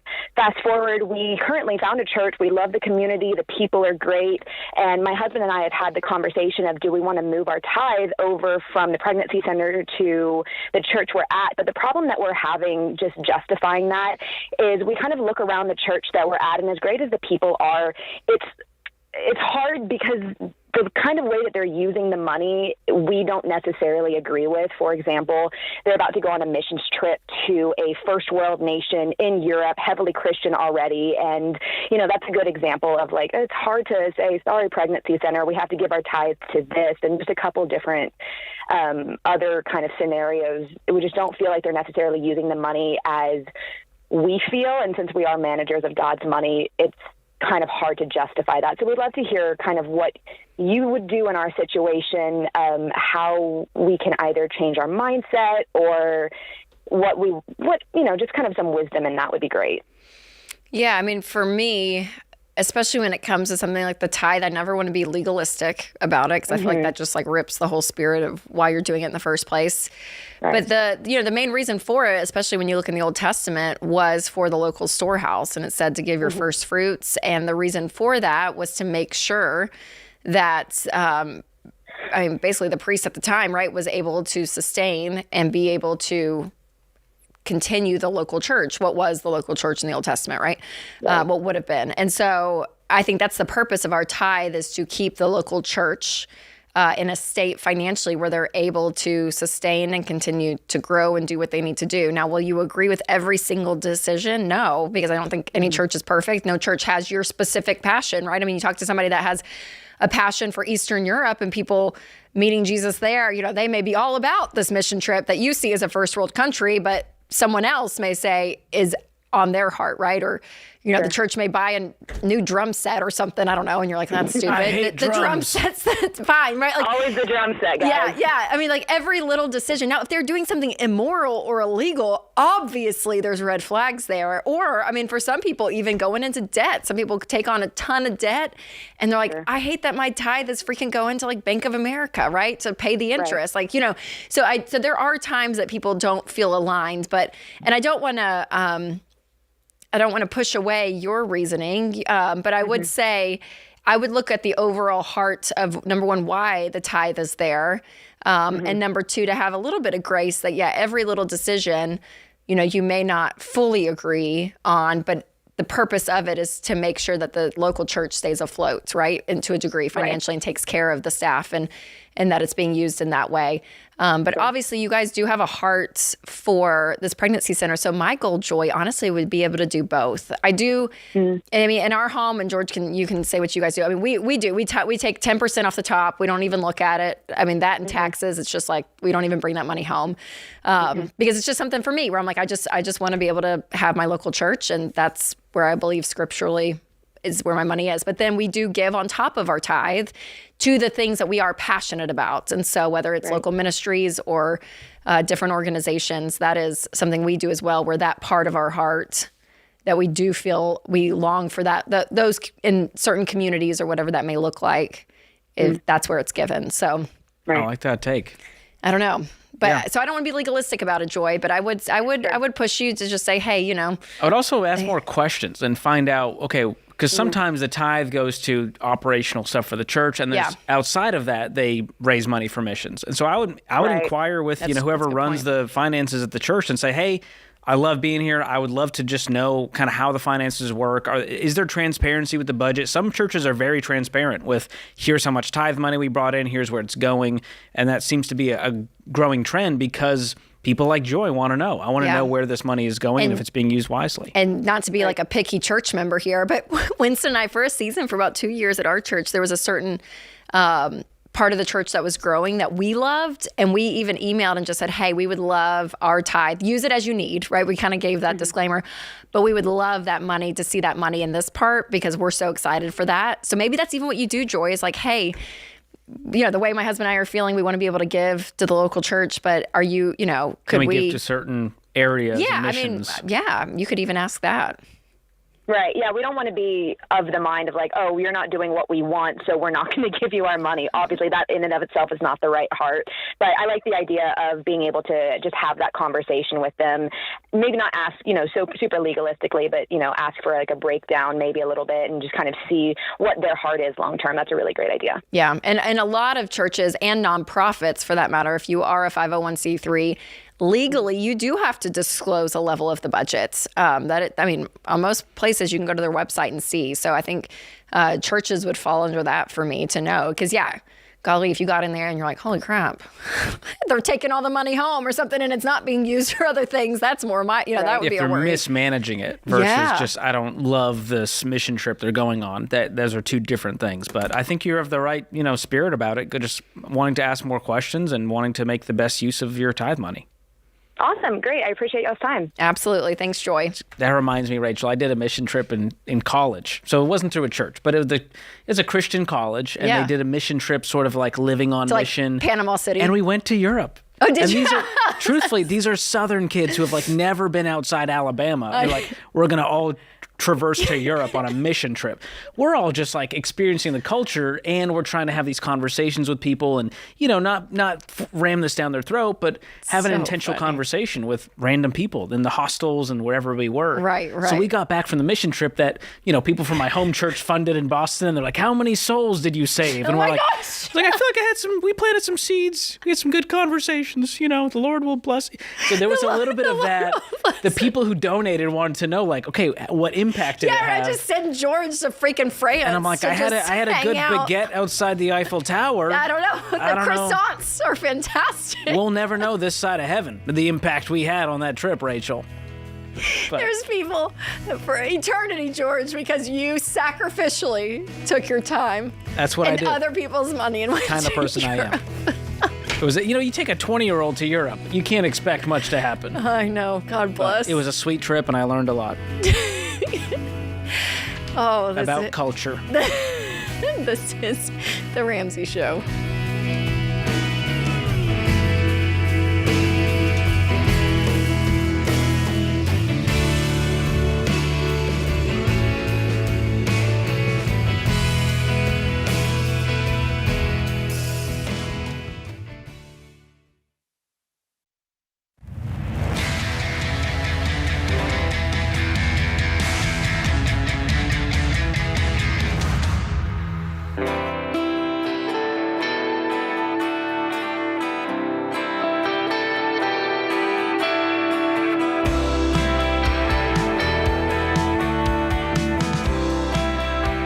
Welcome back to The Ramsey Show. I am Rachel Cruze, hosting this hour with George Kamel, and we are taking your calls at 888-825-5225. Up next, we have Griff in Cedar Falls. Hey, Griff, welcome to the show. Hi. Thanks for taking my call. Absolutely. Thanks for calling in. How can we help? Yeah, so just a little bit of a backstory. My wife actually got a great job promotion in a different city around 2 hours away. So we were in the process of purchasing a home closer to her work. And during that time, we actually found out that Nelnet, they transferred her student loans, which she currently owes around $50,000, to MOLA. And we found out during the application process that she was getting charged twice for that amount. So we're just kind of wondering about how to go about the process of fixing that with Nelnet, which no longer even services student loans. And so you guys were able to find out that you guys were paying double, basically. Yeah. So is that on the principal, or was it going toward the student loan? You were just making double payments toward it?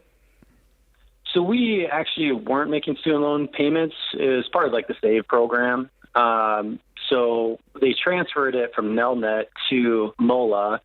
So we started just, kind of knocking that down during the process, while not having any payments due. But during the application process for the new mortgage, we actually found out that, according to the credit reports, that she owes $50,000 with MOLA, which they were just transferred to, and Nelnet, who no longer services student loans. So according to our credit report, we're showing that we owe $100,000. Got it. Okay. Well, I would contact the new student loan company and see what they can do, but also contact the credit bureaus and have them dispute that information on the report and say, hey, this is incorrect. You'll need proof from the student loan servicer that it is doubled and incorrect. But that should be a pretty quick fix, and they have to change it for free. Okay. Yeah, just doing a little bit of research. It seems like it's affected a lot of people. But I'm just previously being in the mortgage industry, I know, probably some people are getting declined based off of like those double incorrect payments. Information. Yeah. Well, we tell people pull your credit report. Now, we don't care about credit scores, but pulling your credit report once a year is a good idea just to make sure that there's no, fraud and mistakes, all of that. So pulling it once a year, make sure you do it for free. I believe the website's annualcreditreport.com. You can go on there and pull from all three for free. And so I think it's a good idea to do. And then contact all three bureaus and contact the student loan service provider and say, hey, we need to fix this ASAP. And they should be on it. So it shouldn't be that big of a deal. It's just the hassle of, it's just sloppy administration on their side. They just didn't. Surprise. Unbelievable. All right, up next we have Peter in St. Paul. Hey, Peter, welcome to the show. Peter, are you there? We lost him before we ever had him. All right, Such Peter. a shame. We'll see if we can get you back. I'll put you on hold, Peter. So let's go on to Will in Scottsdale. Hey, Will. Welcome to the show. Hey, what's going on? I'm a huge fan of the Ramsey Show. You guys helped me get out of debt several years ago, so thank you. Oh, awesome. Love to hear it. For sure. How can we help? Yeah. I have an interesting question. So basically I'm debt-free. I'm 27. I'm single, not married, no kids. And I'm looking at doing one of two things, and I wanted your guys' advice. So one of the things I was looking to do is I'm originally from Chicago, and I live in Arizona, so I like to go back and forth because I work remote. And I was going to buy a condo in Chicago and have my sister live in it as a renter kind of almost as like an investment property. And I'm debating if I should do that or just save up for a primary residence here in Arizona. And I'm just kind of confused on what to do. Are you renting right now for your primary residence? Mm-hmm. Yes, I am. Yeah, I would save up for sure and buy a house for you first before you think about rental properties. That's kind of the step after your home is even paid off. So when you look to invest, in rental real estate or real estate in general, whether you're going to do flips or long-term rentals, that will be with cash later on after your primary mortgage is even paid off. So I would focus on, saving up a good down payment for something there in Scottsdale. How much do you make a year? $190,000. Good for you. What kind of houses do you think? Are you looking at condos or townhomes or single family that you would want to buy for yourself? A house. One of the things that I'm kind of going through right now is to get a 20% in like the Phoenix market. It's pretty difficult with how competitive it is out here and how expensive homes are, and especially with interest rates. So I have people telling me, keep waiting, keep saving up, but I'm not really sure what to do because it seems like the prices just keep going up. Yeah, well, we tell first-time home buyers you can go down to even 5%. I mean, that 20% to avoid PMI is ideal, but even if you want to go ahead and get in at 5% down, you could do that. So that's an option. And as we're seeing, the prices are not going down. I mean, if anything, and so, in an area like you guys, I mean, it is competitive, and I don't think it's going to skyrocket prices like they did in 21 and 22. Like, it was just crazy. They have slowed down in that sense, but they have continued to go up. So if you have a good down payment, I would go ahead and get in, because to your point, you could just keep getting outpriced. Of it. So we tell people wait until you're financially ready, but don't wait for the right time in the market. It's kind of like timing the stock market. We don't want to ever do that because you'll end up regretting it usually. Yeah. Do you have any money saved, Will, now? $50,000 and then about $75,000 in my 401. Good for you. Man, you're killing it at 27. Well done. And no debt. So how much can you save in a given year making $190? How much of that could you sock away and add to like a high yield savings account on top of the $50 for a down payment? That's what I'm doing right now. So I'm just keep stocking away. So, I mean, my goal would be to get to 100,000 by the end of this. So we'll see if I can make that happen. But yeah, that would be my goal. Yeah. How much would you have to save to get into the market for where you are and what kind of home you're wanting? Do you know? Have you run numbers? Yeah, I've ran some numbers. I mean, in like the Scottsdale, Phoenix market, for 20%, I would probably need well over 100,000 for a $400,000 or $500,000 home. I'm thinking about it correctly, but I could also go a little further out in the city and probably get something for around 400, but it would still be a decent sized down payment. Sure. Yeah. You could also look at a condo or townhome that will still appreciate in that market, because that was, Whitney and I, when we first got our home, when we got married, it was a townhome and appreciated, well over 50% in just a few years. And so it was a great purchase in a great part of town. So there's nothing wrong with doing that, especially as a single guy. You don't know what the future holds and where you'll move to. Yeah, I think that's one of the things, too, is just wondering, like, should I just keep renting until I meet someone and then get married? Where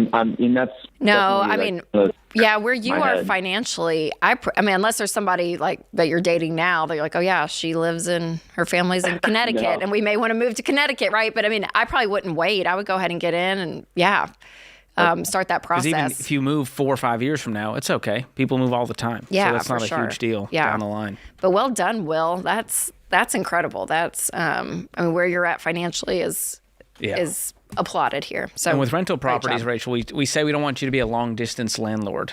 And so that's one of the tough parts of managing a property that's multiple states away is a difficult thing to do. Of course, you can pay a property manager, but you still have to deal with it. You're not absolved of all responsibility. You still got to make sure that you're on top of them and that they're hiring the right people and doing good work and charging the right price. Yeah. So it can be a hassle. And when you involve family in it, it can get awkward. That's what I was going to say too. I was like, and I don't want to be the Grinch here, but if I'm my brother's landlord. There's a lot of family drama that we get on this show of, well, so-and-so, she said she would pay and she hasn't paid. So I'm letting it go a few months. She is my sister. And then you're stuck with a mortgage because you went into the rental property, genre with debt and you don't want to it charge just market gets- rent to family, and now you're losing money on this investment. Yeah. It gets dicey. Yeah, even though the heart's good, the motivation, but I would let your sister find her own place. And you do what's best for you, Will, which is to find a primary residence. If you'll be in Scottsdale for the foreseeable future, you're in a really good place financially to really start saving and looking for a down payment soon. So thanks for the call.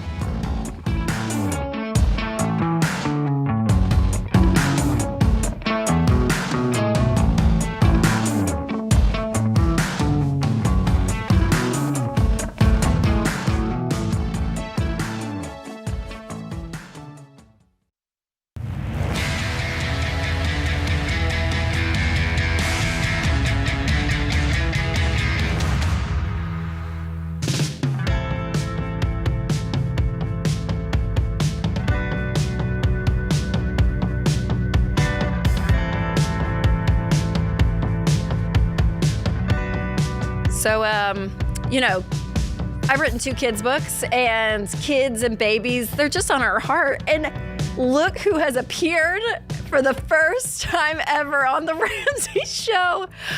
Mia Kamel is here. Is she not adorable, George? I can't believe it's my baby, to be honest. I mean, she is the cutest thing in the entire world. Well, she loves your kids' book, and I was like, I know the author, Mia. I told her, I was like, we can read this, Mia. We can hang out and talk.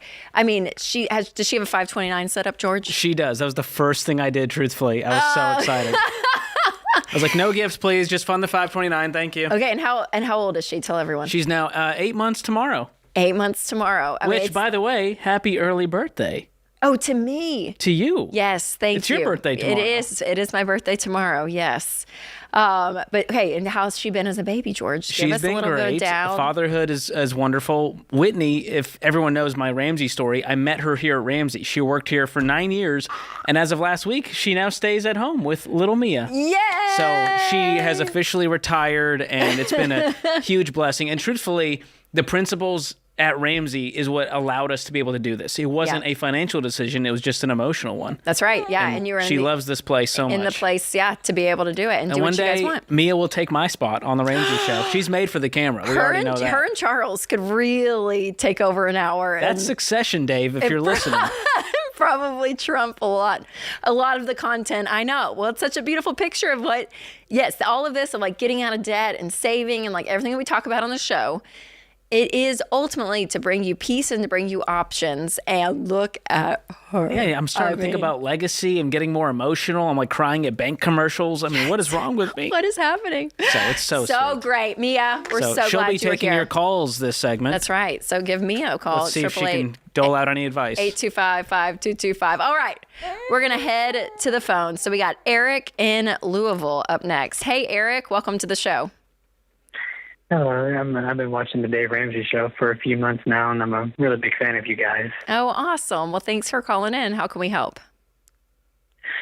So, I'm just a little bit about me. Back in 2019, I joined the service. I was part of the Marine Corps for 5 years. I recently got out back in January of this year, and now I am part of the Kentucky National Guard. Okay.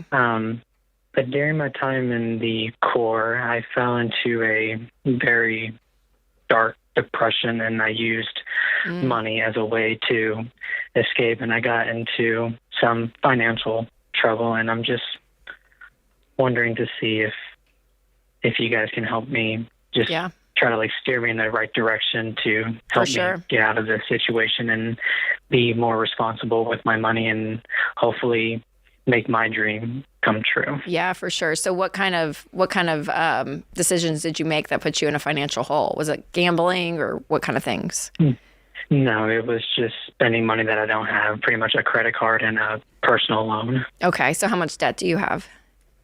$26,000, and I know that doesn't sound like a lot, but to someone that only makes about $44,000 a year, it is a big deal. Yeah, for sure. No, it can feel overwhelming. I mean, regardless of the dollar amount, it carries a lot of weight for sure. Are these across multiple cards, multiple personal loans? How many individual debts are there?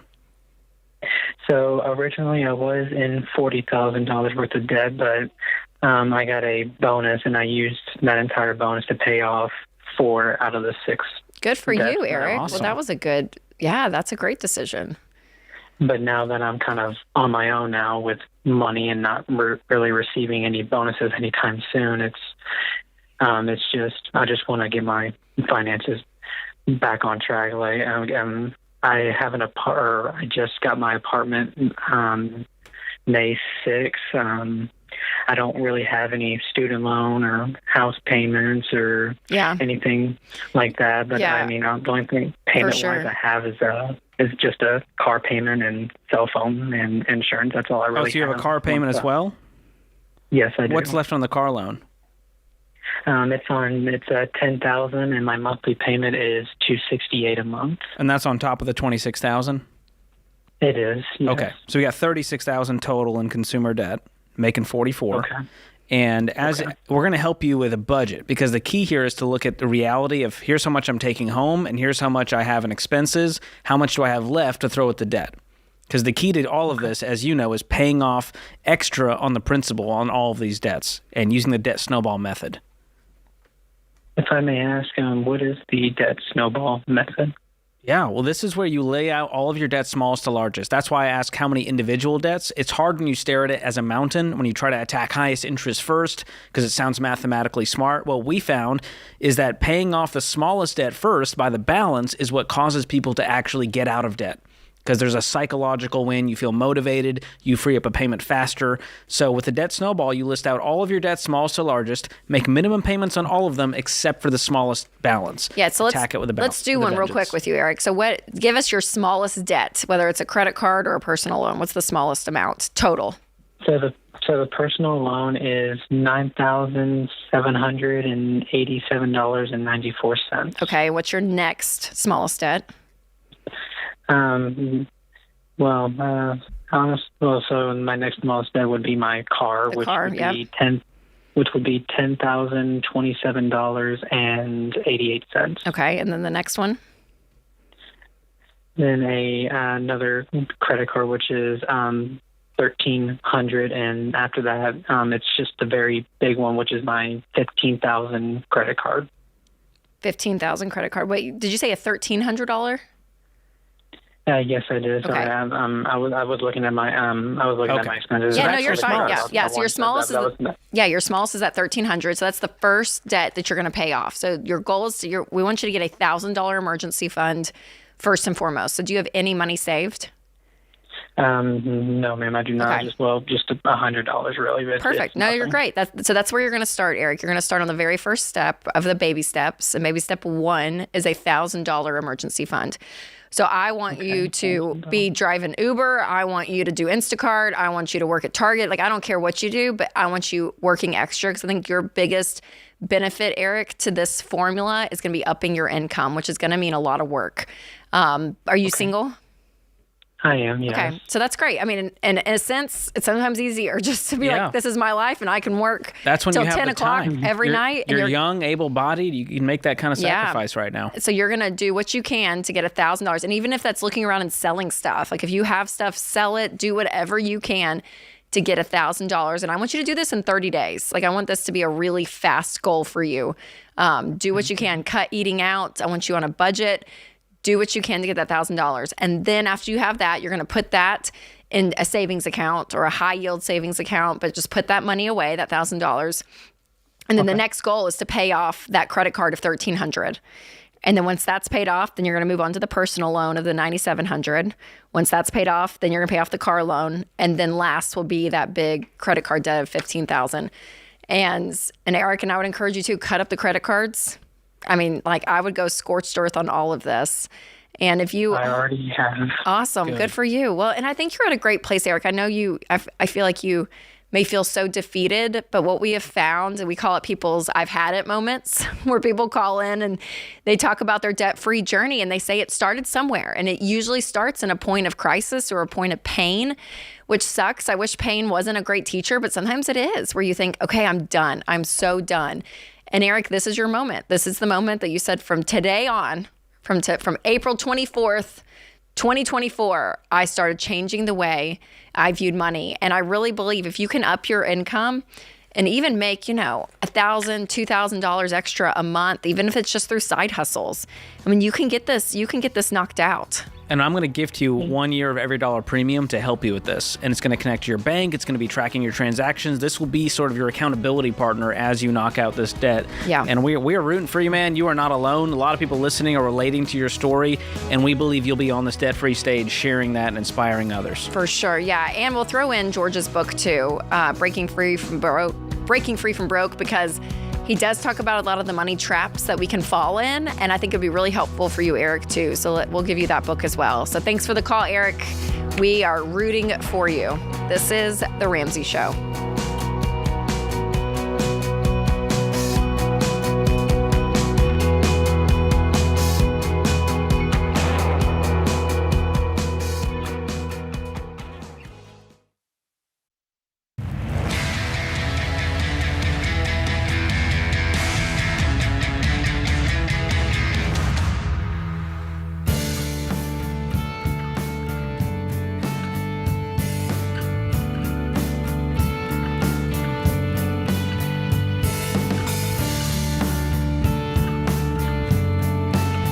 Our scripture of the day comes from Matthew 10:16. Look, I am sending you out as sheep among wolves. Be as shrewd as snakes and harmless as doves.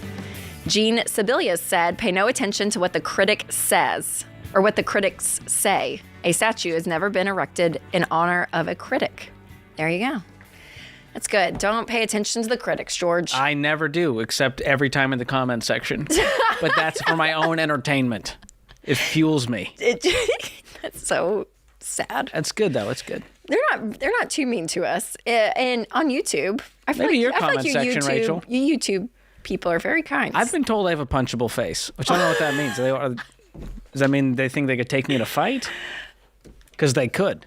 It just looks like someone just wants to punch your face. I don't know. That's so sad. I know. Violent. I always just think like they need a hug. They're just hurt. They're hurt people. Well, usually those people that are after people, you're like, man, I don't know how much time you have on your hands to actually like type things out. You know what I mean? Yeah, like people I just in fly comment through sections stuff. generally aren't doing great. You know what I mean? Not that are crushing being it. mean. That are being mean. Sure. Yeah, I don't know. It's funny. All the people I follow on Instagram, some of these women that, they do clothes. Like, that's how I shop now. It's like I follow certain people that I like love their, brand. I love their clothes, and that's how I'll find something.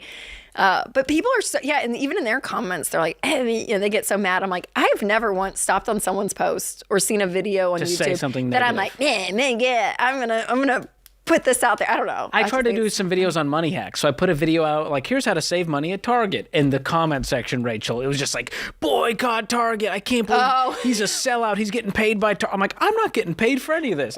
I'll be happy to, though. I just figured people shop here. Let me help them save money. So you can't win on the internet. You just can't win. But, we're here to help you win, America. We'll never stop helping you win. When it comes to your money. All right. Next up, we got Michael in Des Moines. Hey, Michael. Welcome to the show.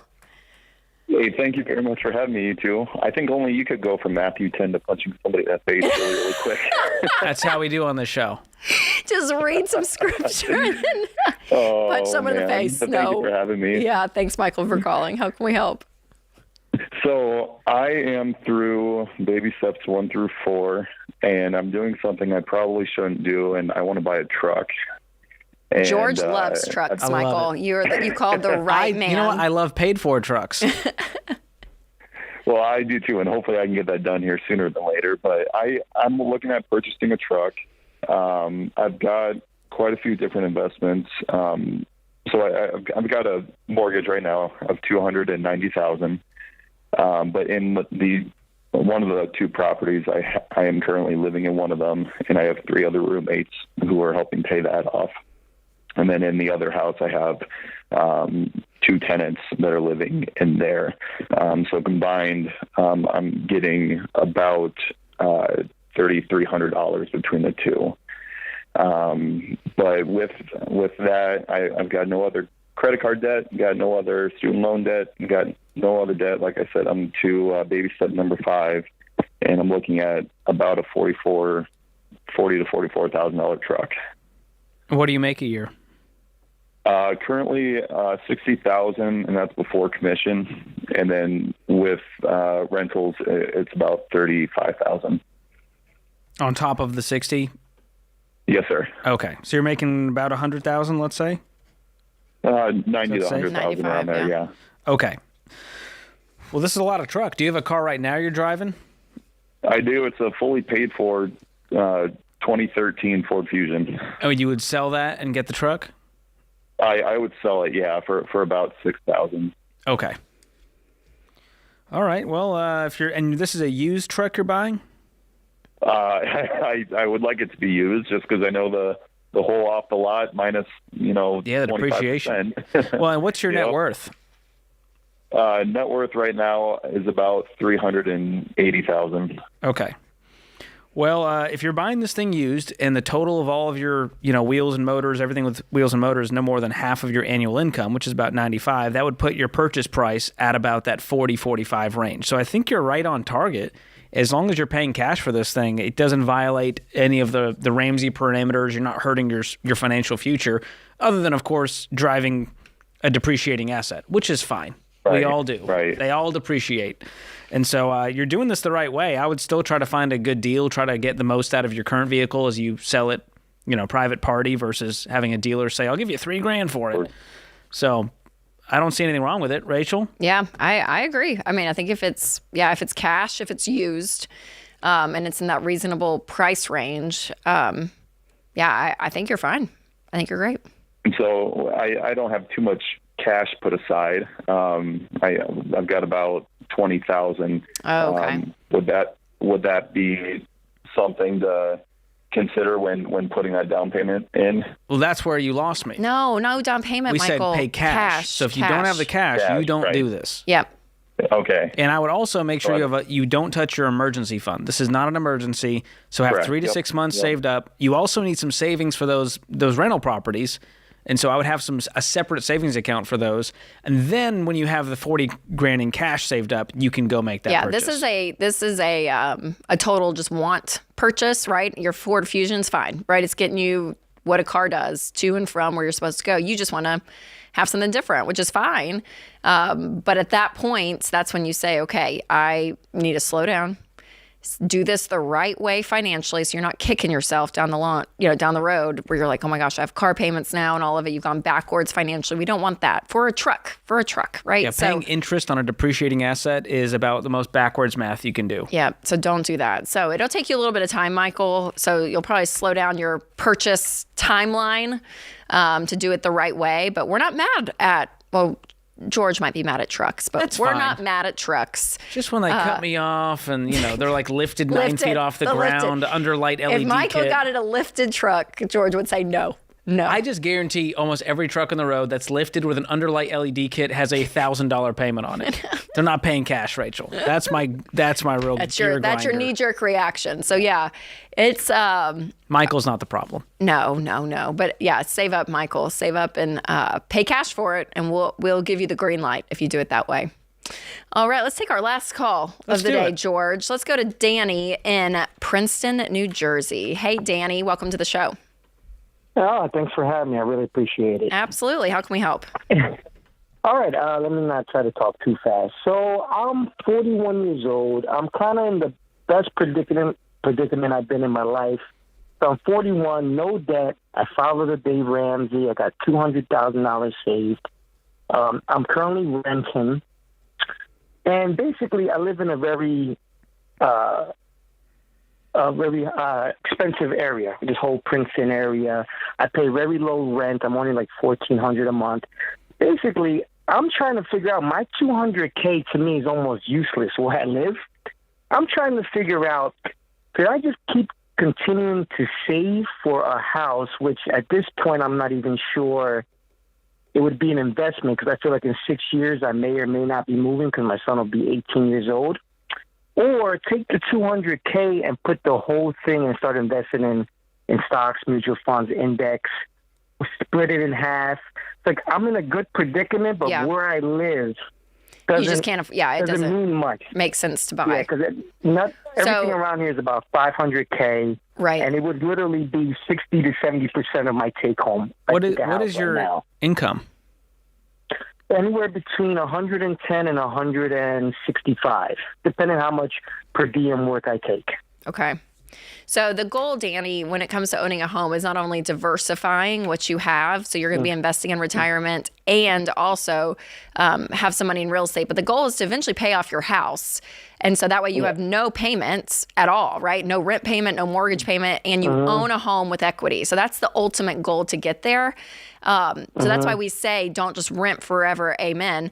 And you're in a time frame that's really close. I mean, I always say if that 5-year time frame is where you want to be. Underneath that, just put it in a high yield savings. If it's 5 years or further, you could invest it. Yep, that's right. So, I mean, if you're going to be moving in 5 years, you may not want to buy, but there is a part of me that's like, man, do you go ahead and get in? Yeah, if you put $200 down, get a $500,000. Or even if it's a condo, mortgage. Danny, it doesn't have to be a single family home. That could help as well. So thanks for the call.